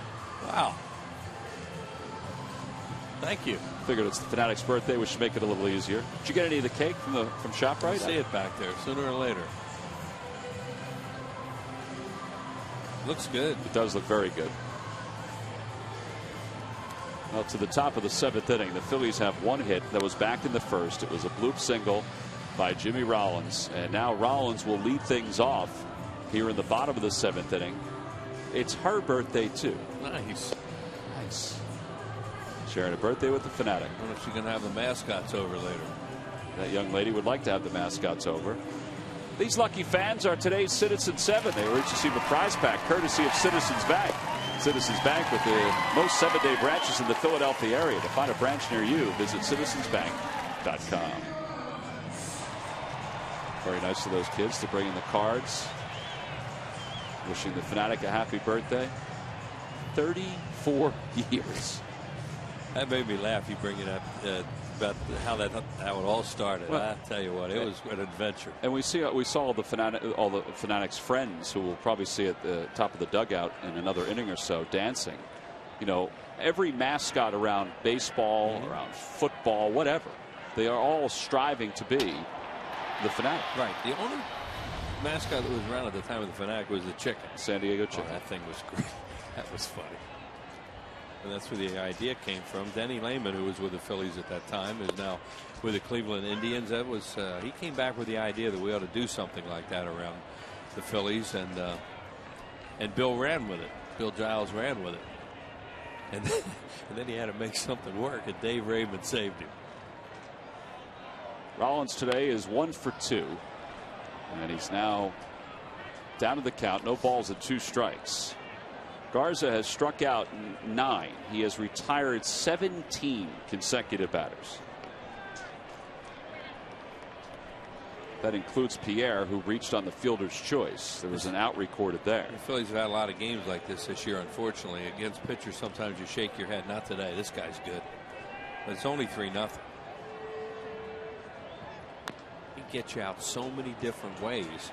You know, he has breaking ball, couple breaking balls, real good changeup, and he got some cheese out there too. This guy can throw hard. Well, he's only thrown 85 pitches. As you see his breakdown, his splits. Well, it's not like they're chasing a lot of stuff today either. He's around the plate. He's only thrown 85 pitches, and they have bullpen action behind him. He has that habit with his glove. He wiggles it, and you know, a lot of times, you know, they'll watch on the bench. Coaches will watch. Players will watch. A pitcher sometimes will wiggle a glove a certain amount of times when he throws a certain pitch. Doesn't seem like he does that. I was trying to figure it out. Well, some pitchers wiggle their glove because they're trying to hide the changing of their grip. That's right. what Ryan Dempster, who pitches for the Cubs and is on the disabled list, you know, that's why he started doing it. Yeah, and they do it subconsciously sometimes, and they'll do it a certain amount of times for that pitch they're going to throw, and then the benches will pick that up. But he's a glove wiggler, but it doesn't seem like he has a pattern. See, you count them. That was like 5 or 6. Rollins guessed right on that pitch. He was out in front. But if he were tipping pitches, you know, he certainly would have given it away before now, and you know, the league would be on to him, club would be on to him today. You know, so it's just a habit that he has. But he doesn't always do the same amount.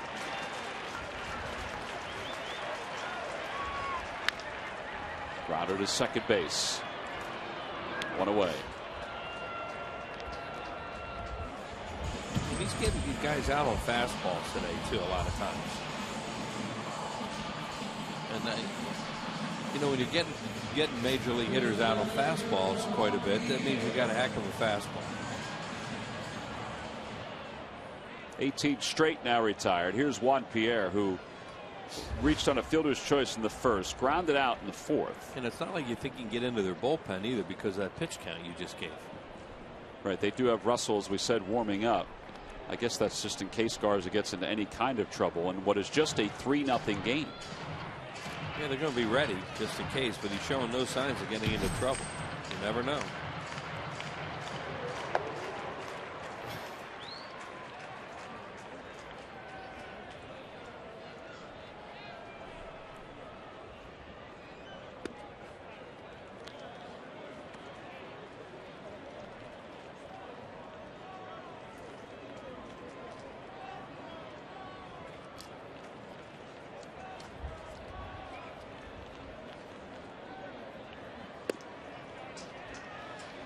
How many free ball counts today? There haven't been many. With 3 and 1 on Schneider. I think there's only been 2 3-ball counts today. He did on 2. Schneider. Yeah, that's it. Now this one. Yep. Yeah, that's my point about it. It's not like, you know, that he's been all over the place. There's ball 4. First walk of the day issued by Garza. Or even that they've been swinging a lot of bad balls. First base runner since the first. Well, maybe that's the little crack in the door the Phillies could use. Right, base runner to start. Friday, July 20th through Sunday, July 22nd. Yes, it's the Giants and the Phils, but it's also part of the Out-of-Towner package hosted by Scott Palmer and Greg Luzinski. Fans from outside the area are invited to come to Philadelphia to see their Philadelphia Phillies. It includes game tickets, hotel accommodations, a tour of the ballpark. Call 877-833-7326 for some information. 1 ball and no strikes to Pence. Garza's gone the whole way for the Cubs. Kyle Kendrick pitched 6 pretty effective innings for the Phillies today. He allowed just the 3 runs, struck out 7, which matched his career high.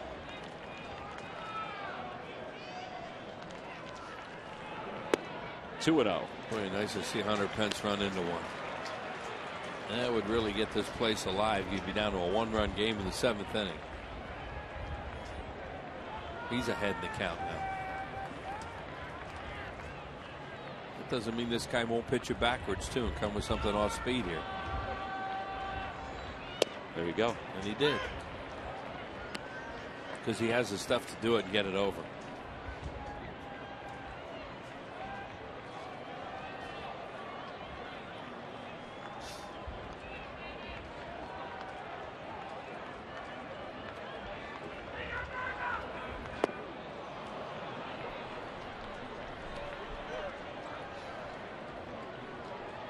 Curveball and then hard breaking ball, slider.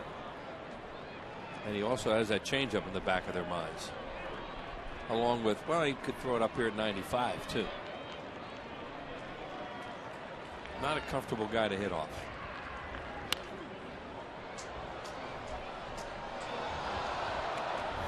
Well, this is one of the threats the Phillies had early on. It's part of our Liberty Mutual defensive play of the game. Yeah, this ball bounces away in the first inning, and Wellington Castillo jumps on it. Throws out Juan Pierre, who was on after forcing Jimmy Rollins at second. Liberty Mutual, what's your policy? Wants him to shake.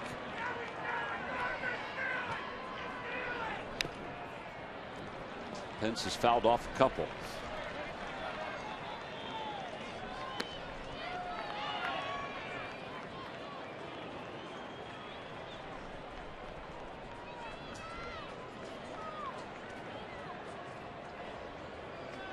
That's the kind of guy, though, you know, if he gets a pitch he can handle, he could drive it and make something happen. All of a sudden, Garza's up to close to 100.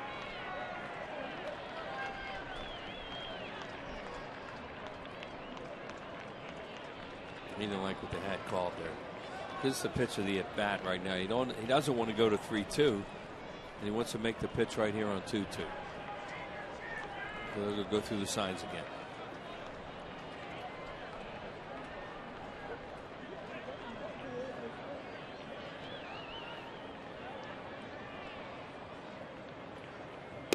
And a called strike 3. 93 with a fastball.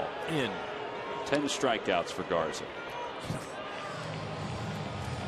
You know, to locate like that. thought it was a little high, I guess. Castillo pulls the glove down. That's a strike. He takes a look, and that's more, oh boy, he threw me a good pitch there. Well, 10 strikeouts for Garza. The 10th time in his career he's reached double digits in strikeouts. Now Wigginton. And a breaking ball for strike one. The only bright spot is that this could be his last inning, depending on what they want to do. Well, they made him work a little bit in this inning.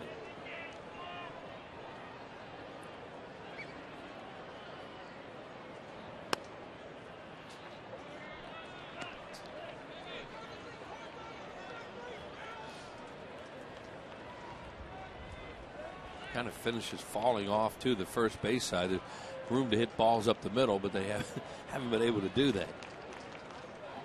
Not like you can aim them. To the right side, a little pop up. Darwin Barney is there. And the Phillies do get their first base runner since the first, but Garza gets the next two hitters. Numbers 3 and 4 in the Phils lineup. So we've completed 7. The only ones really happy today, the kids and the Cubs fans. We go to the 8th.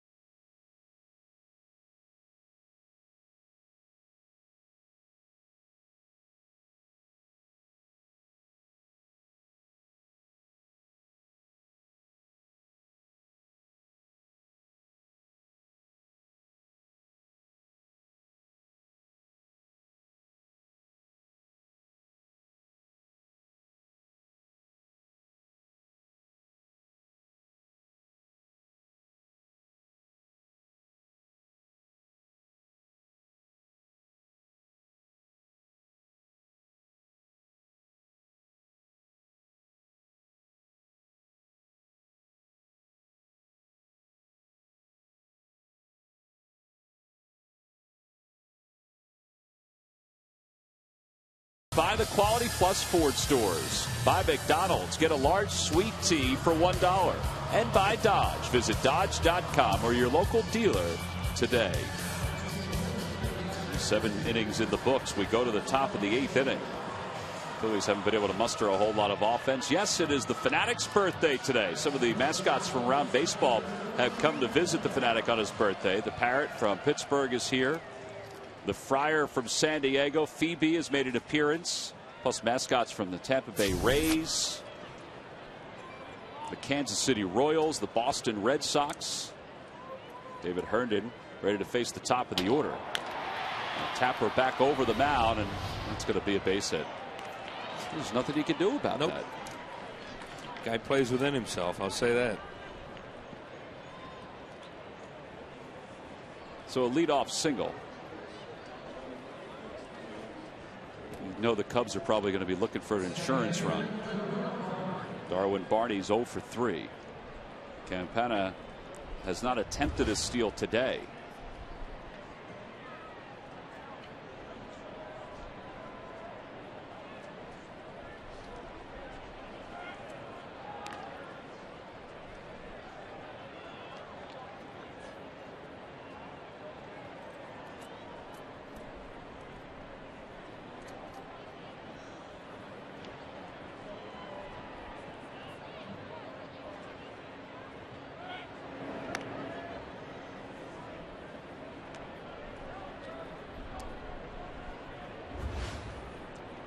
For 5.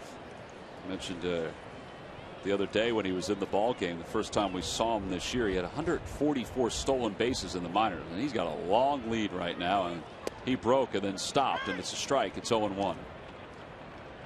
Well, Boy, Barney's good for him in that 2-hole. He's not afraid to take a pitch. Did it first inning when they had something going, or the third inning when they had something going with him, and that time right there he takes a pitch for him. 2-hole hitters behind a base steal are really important. Campana goes, the pitch out, tough pitch to handle for Schneider, and a stolen base. Not a good pitch out. They called it right. They smelled it out, decided, yeah, he's going to go. They pitched out, but it was not a good pitch for Schneider to handle. Watch how wide it is. He jumps out, then he has to reach for it, and that makes the footwork difficult, as opposed to just being able to catch it, poop, crow hop, throw. And with this guy, unless you execute perfect, you can't even throw him out with a pitch out. Now Barney bunts the bunt toward the mound. They better hurry to get him. They do. Campana's at third. But the sacrifice is successful. 1-3 on the putout. One away, and now Starlin Castro. And the difference between the third inning we're talking about, second inning, you have to bring the infield in now.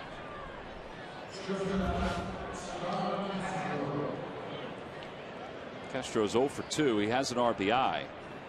That came on a sac fly in the third. Close play at the plate.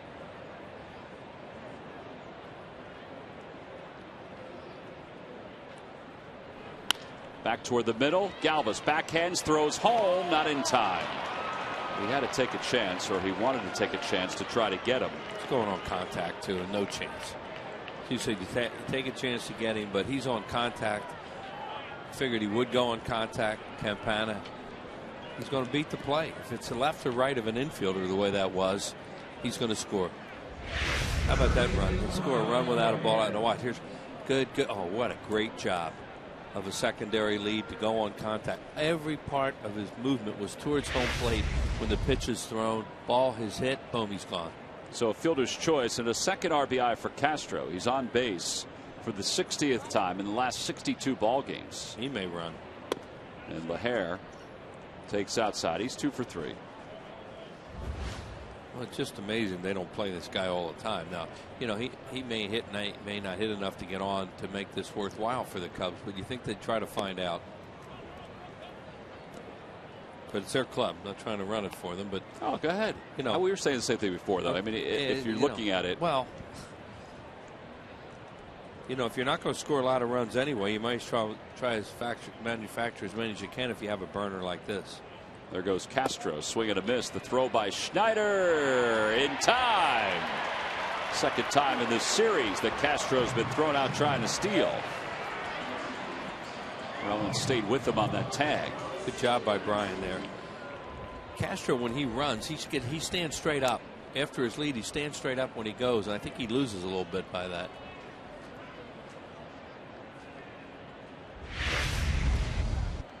Great pitch to throw on. That's almost like a pitch out. Brian makes a nice throw. Jimmy Rollins with a quick tag. And LaHare hooks it down the right field line. That would have scored a run if not for the caught stealing. LaHare goes to second. The throw by Pence not in time. And it's his second double of the game.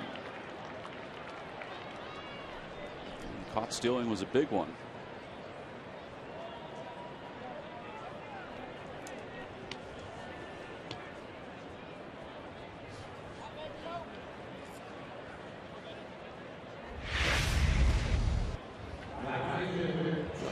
This is another guy they're going to try and find out something about.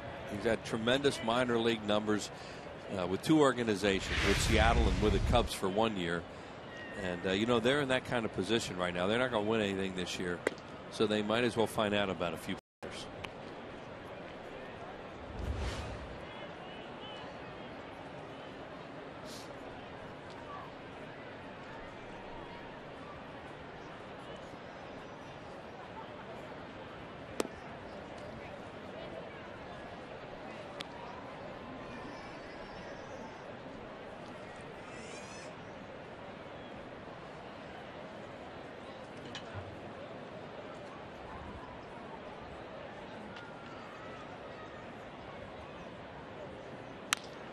Off the end of the bat, that's going to drop for a base hit. LaHare's around third, heading for home. The throw by Pence is over the head of the cutoff man. It's an RBI single. And it's 5-0 Chicago.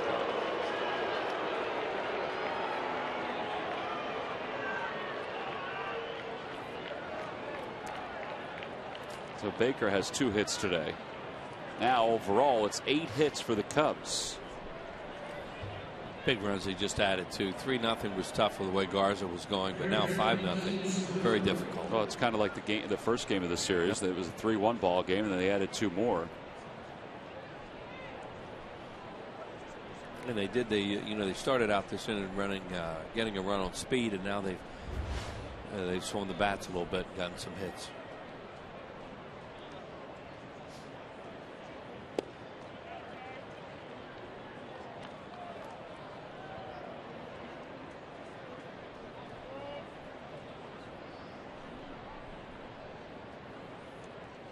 Ian Stewart is 0 for 3 with an RBI and a ground out. It's 2 balls and no strikes.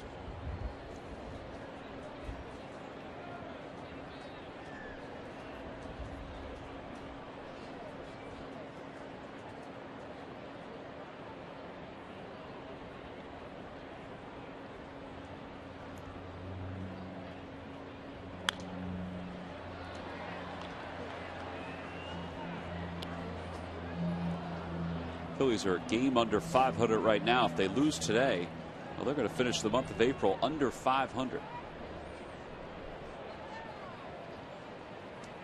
They had a good start to the year last year in April. I think the last time they finished under 500 was 2007. Yeah, they're just trying to tread water right now. A looper to left field. Pierre is there. The ball hangs up for him. He makes the catch. And the side is retired, but the damage is done. The Cubs scored 2 more runs in the inning. Middle of the 8th, it's 5-0 Chicago.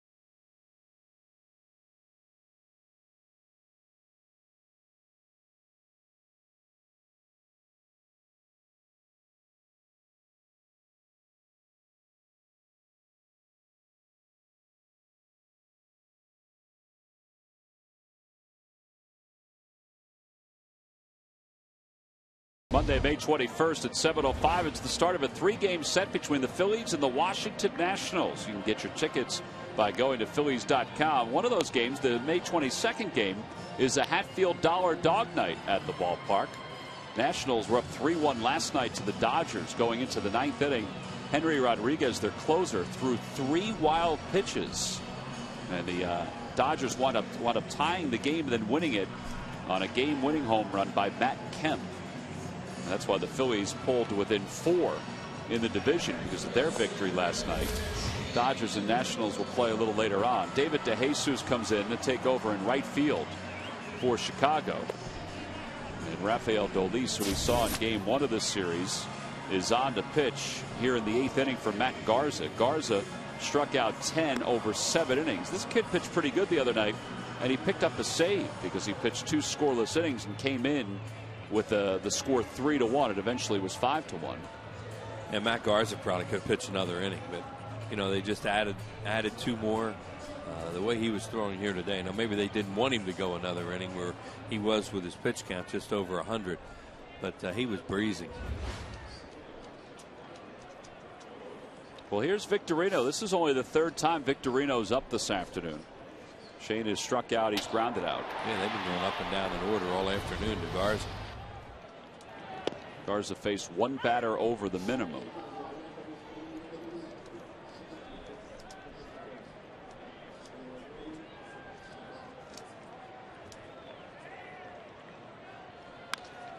To left field, Joe Mather's out there.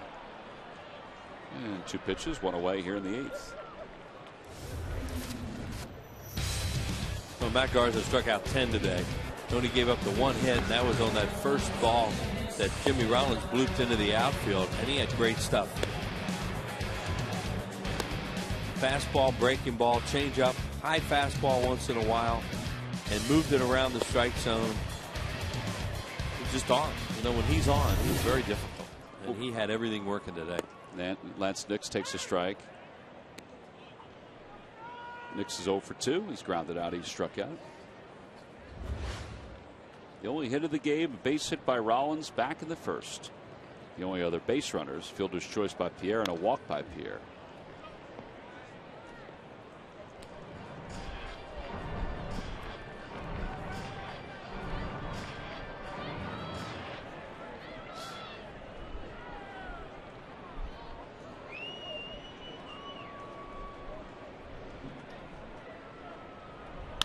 Grounder toward the right side. That's Castro, the shortstop.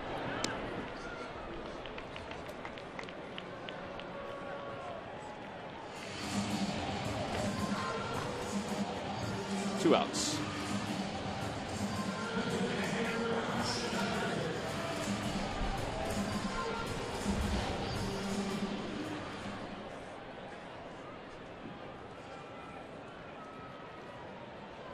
Brian Schneider, he got a hold of one his last time up. It wound up being a fly ball to right.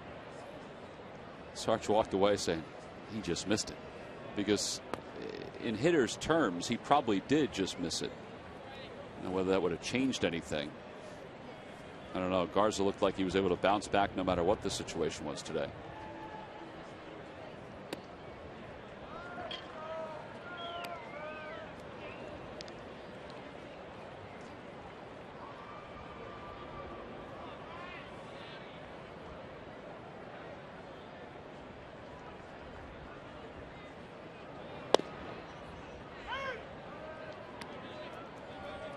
On the Toyota Major League scoreboard in Chicago, Gavin Floyd, a no-hitter through 6. White Sox lead the Red Sox 3-0. Game now in the bottom of the 6th.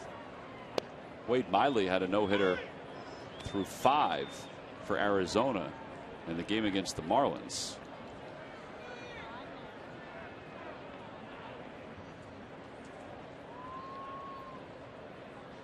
Eight days away from, or past, Philip Umber's perfect game for the White Sox. Joe Mather will give way to Campana, who puts it away, and Schneider and the Phils go down in order here in the 8th inning. So 1, 2, 3 go the Phils. We've played 8 very quickly here at Citizens Bank Park. We move to the 9th with the Cubs up by 5.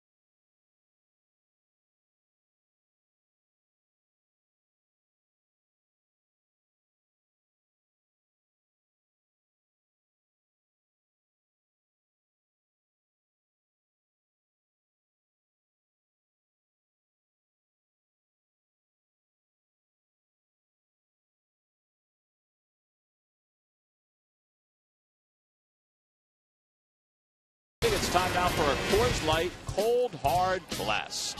There's that sinker that Kyle ran back over the plate a little bit, and Joe Mather hit it out of the ballpark. A line drive homer that got out in a hurry. Brought to you by Frost Brewed Coors Light. Yes, it is the Fanatic's birthday. Those hats are appropriate any day, but even more so on a day like this. And Joe Mather leads it off against David Herndon. Herndon allowed 2 runs in the 8th inning. And a ground ball over to third. Wigginton backs up on it. Long throw, and he makes it in time for the first out.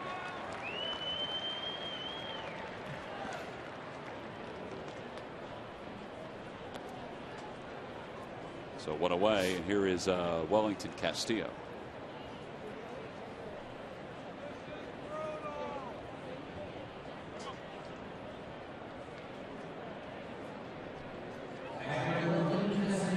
Well, if the Phillies don't score in their half of the 9th, they're going to be looking at tomorrow's game as an opportunity to even the series. And I think they had high expectations coming into this series because the Cubs were struggling so much that they could take 3 or 4, maybe even sweep them, although it's hard to sweep a 4-game series. But then it's off on the road again to Atlanta and Washington. Those are pivotal divisional matchups. Yeah, they're going to be playing 2 good teams. Braves are really hitting the ball this year, much more than people thought they would. And, you know, Washington is Washington. They have some good players. They have closer problems right now. Storen is on the disabled list. Lidge is now on the disabled list. And that guy last night is an adventure. Whew. Imagine being his catcher. Poor Wilson Ramos last night. He's out there throwing 100 miles an hour, and no pitches in the same area. You can't predict. You know, there's a catcher, you had no idea where it was going to go, and you've got to try and react to a pitch coming 100 miles an hour. Well, they talked about how he could be a very good major league closer if he can get his control under wraps. Now, earlier this year, his control was actually pretty good. Yeah, it's a major if. He probably had a heck of an adrenaline rush last night, too, with that big Dodger Stadium crowd. Big Dodger Stadium crowd. Strasburg pitching for the Nationals. Bryce Harper making his major league debut. He doubled earlier in the game over Kemp's Head, and then he had a really good at bat for a sacrifice fly to make it 2-1. Then they wound up getting another run, make it 3-1. Did the Nationals, but he hit the first pitch and hit it hard to left field to drive in a run. And a called strike 3. Castillo down looking. 3rd time he's been struck out today. And there are 2 outs. Kyle Kendrick struck out the side in the 1st and in the 5th inning this afternoon. Every time the Phillies do that to the opposition, Comcast will make a contribution to Phillies charities. Phillies baseball is brought to you by the Xfinity Triple Play, your complete lineup for digital TV, high-speed internet, and home phone.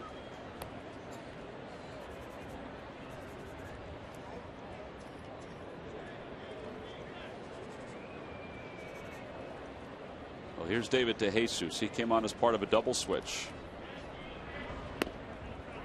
1 ball and no strikes. I wonder if they try to get Marmol in the game. There he is. There he is. Yeah, you'd think they would, because talk about a guy who can be an adventure. But today, you know, he has some serious wiggle room. The line drive plucked out of the air by Wigginton. The side is retired, so the Cubs go down in order. One last chance for the Phillies as we go to the bottom of the 9th inning. Carlos Marmol is coming into the ball game for the Cubs with a 5-run lead.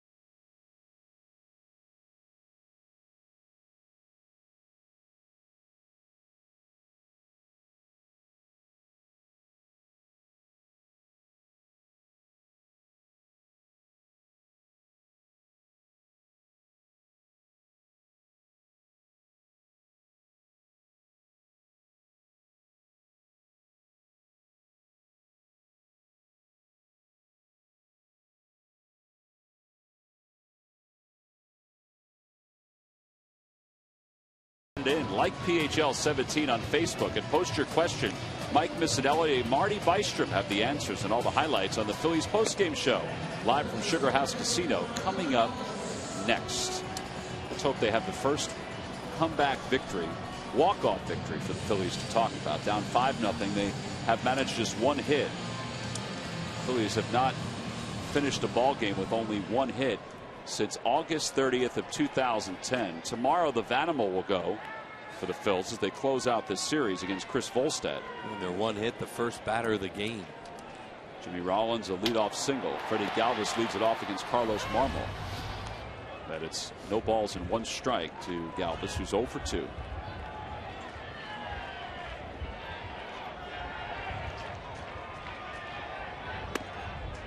Anything can happen with this guy in a close game. He can walk the bases loaded and strike out the side. He is an adventure. But right now he has a 5-0 lead. He hasn't pitched all that much this year. Look at all the base runners. He's blown 2 saves. He blew 10 last year, which led the National League. Well, he blows them with walks. Usually you don't hit him much. Pete Orr's come out in the on-deck circle for the Phillies. Jim Thome is not available today.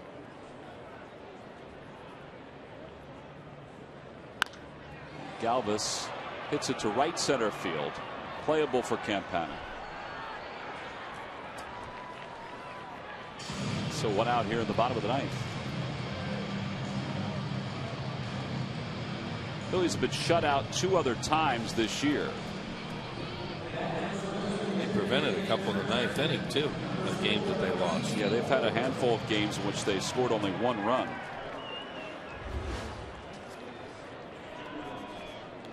In fact, they've had 4 games this year. Of their 11 losses, 4 they've only scored 1 run. So 6 games of 1 run or less. And Pete Orr is behind 0-1.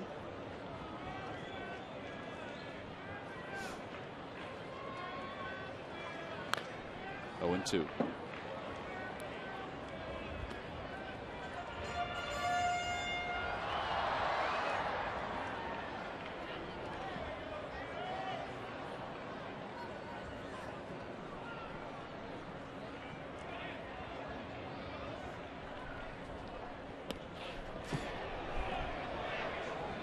That's what he'll do once in a while.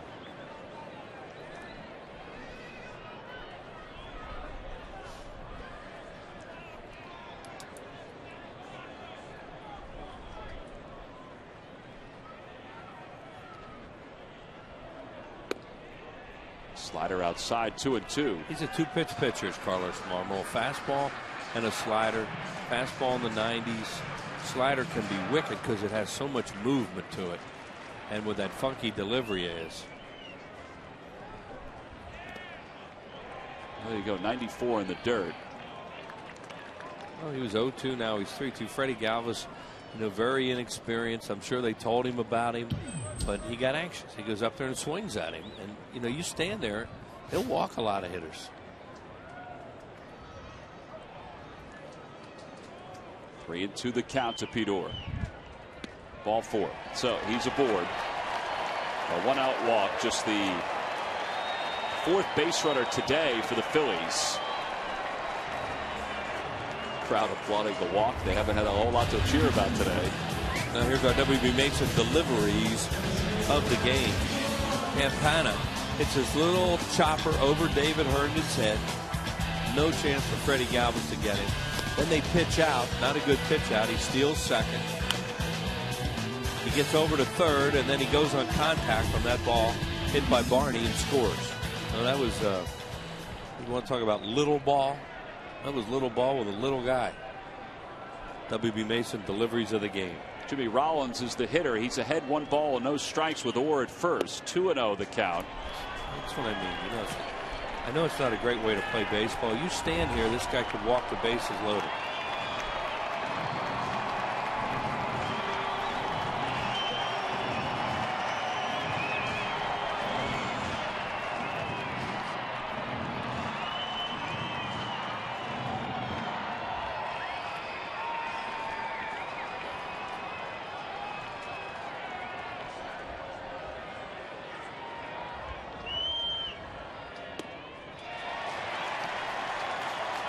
Keep it coming.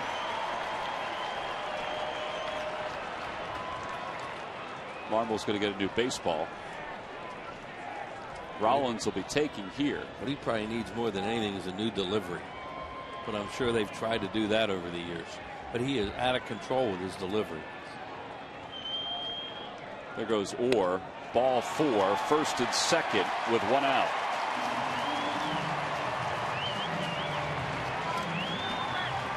I wonder too if you're, let's say, Chris Basio or Dale Swain, how much rope do you give him before you at least have somebody start warming up? I mean, it's still a 5-run game. The Phillies haven't accomplished a whole lot yet.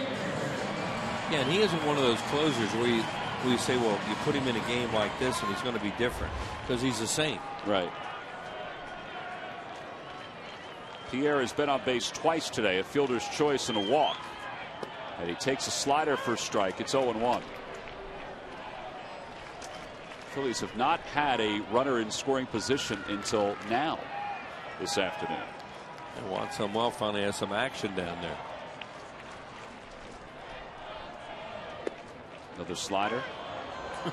Then he'll do that. You know, he's unbelievable, Marmol. He can come out of a streak of wildness and then throw some of the nastiest pitches for strikes. And that's what keeps him in the league, I guess.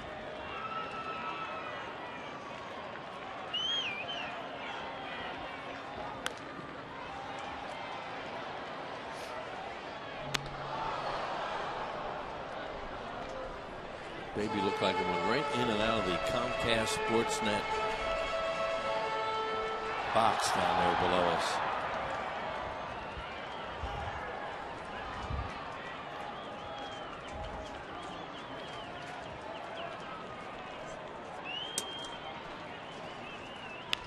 Pierre loops it over towards short.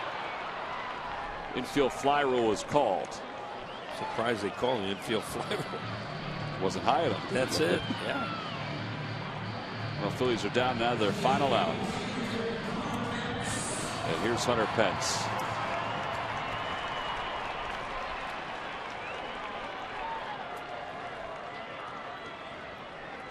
Pence is 0 for 3. He struck out twice. He's also popped to short. Fouls the first pitch back. It's 0-1.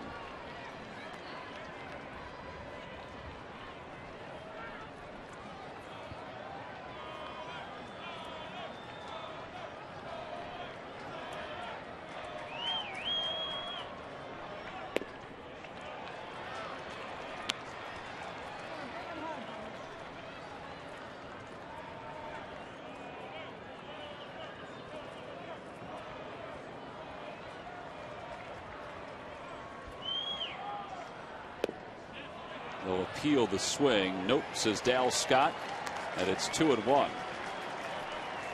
So 2 outs, 2 on, 2-1 the count. Phillies have not had a losing April since 2007. They haven't had a losing month since 2009. They lost today, though. They'd be 10-12 in the month with 1 game to play. A slider that dropped in on the inner half. That's a tough pitch. Particularly when a guy is all over the place like Marmol has been and has a reputation of being.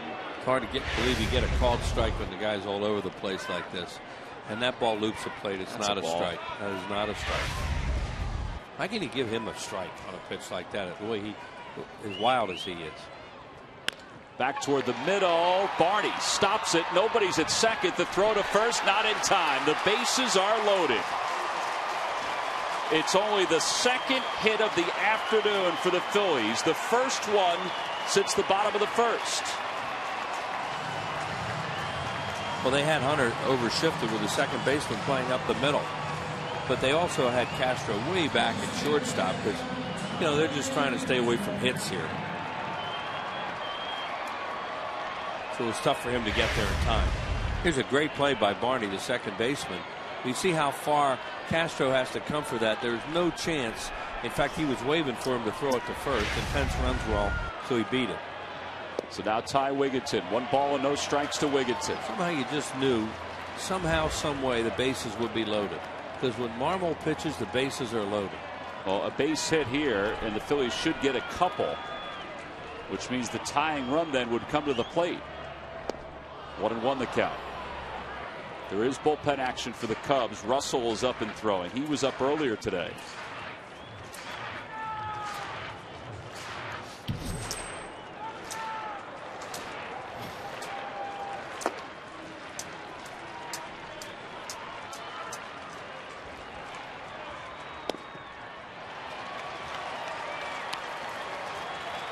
Oh, a walk at the tying run would come to the plate. Right. Right now it's a save situation. It wasn't when Marmol came in, and he of course can't get one. The next guy could. One slider after another, and the pace is, he's hurrying the pace. This is what you get. Unfortunately, they have 5 runs to play with.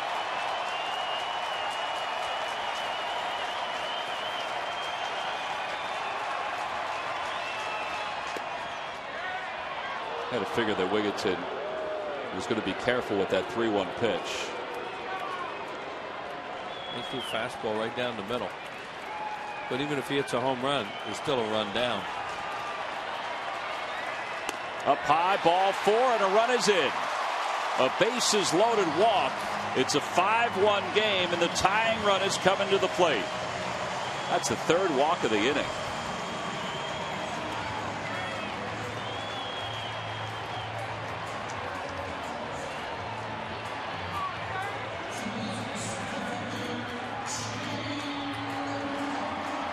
Well, they're talking right now. You know, you have Victorino up, who I think is much more comfortable as a right-handed hitter. Right. They don't want to bring a left-hander in now because he's more likely to tie the game with a home run than he is left-handed. Nix is a lefty on deck. And Victorino takes strike one, a 94-mile-an-hour fastball. It's 0-1. Right. If he doesn't get Victorino out, Marmol's gone.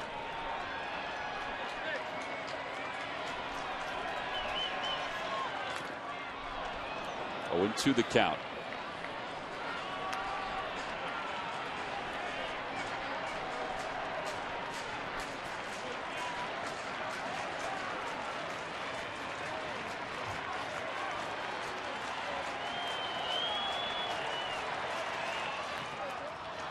Just got a piece of it.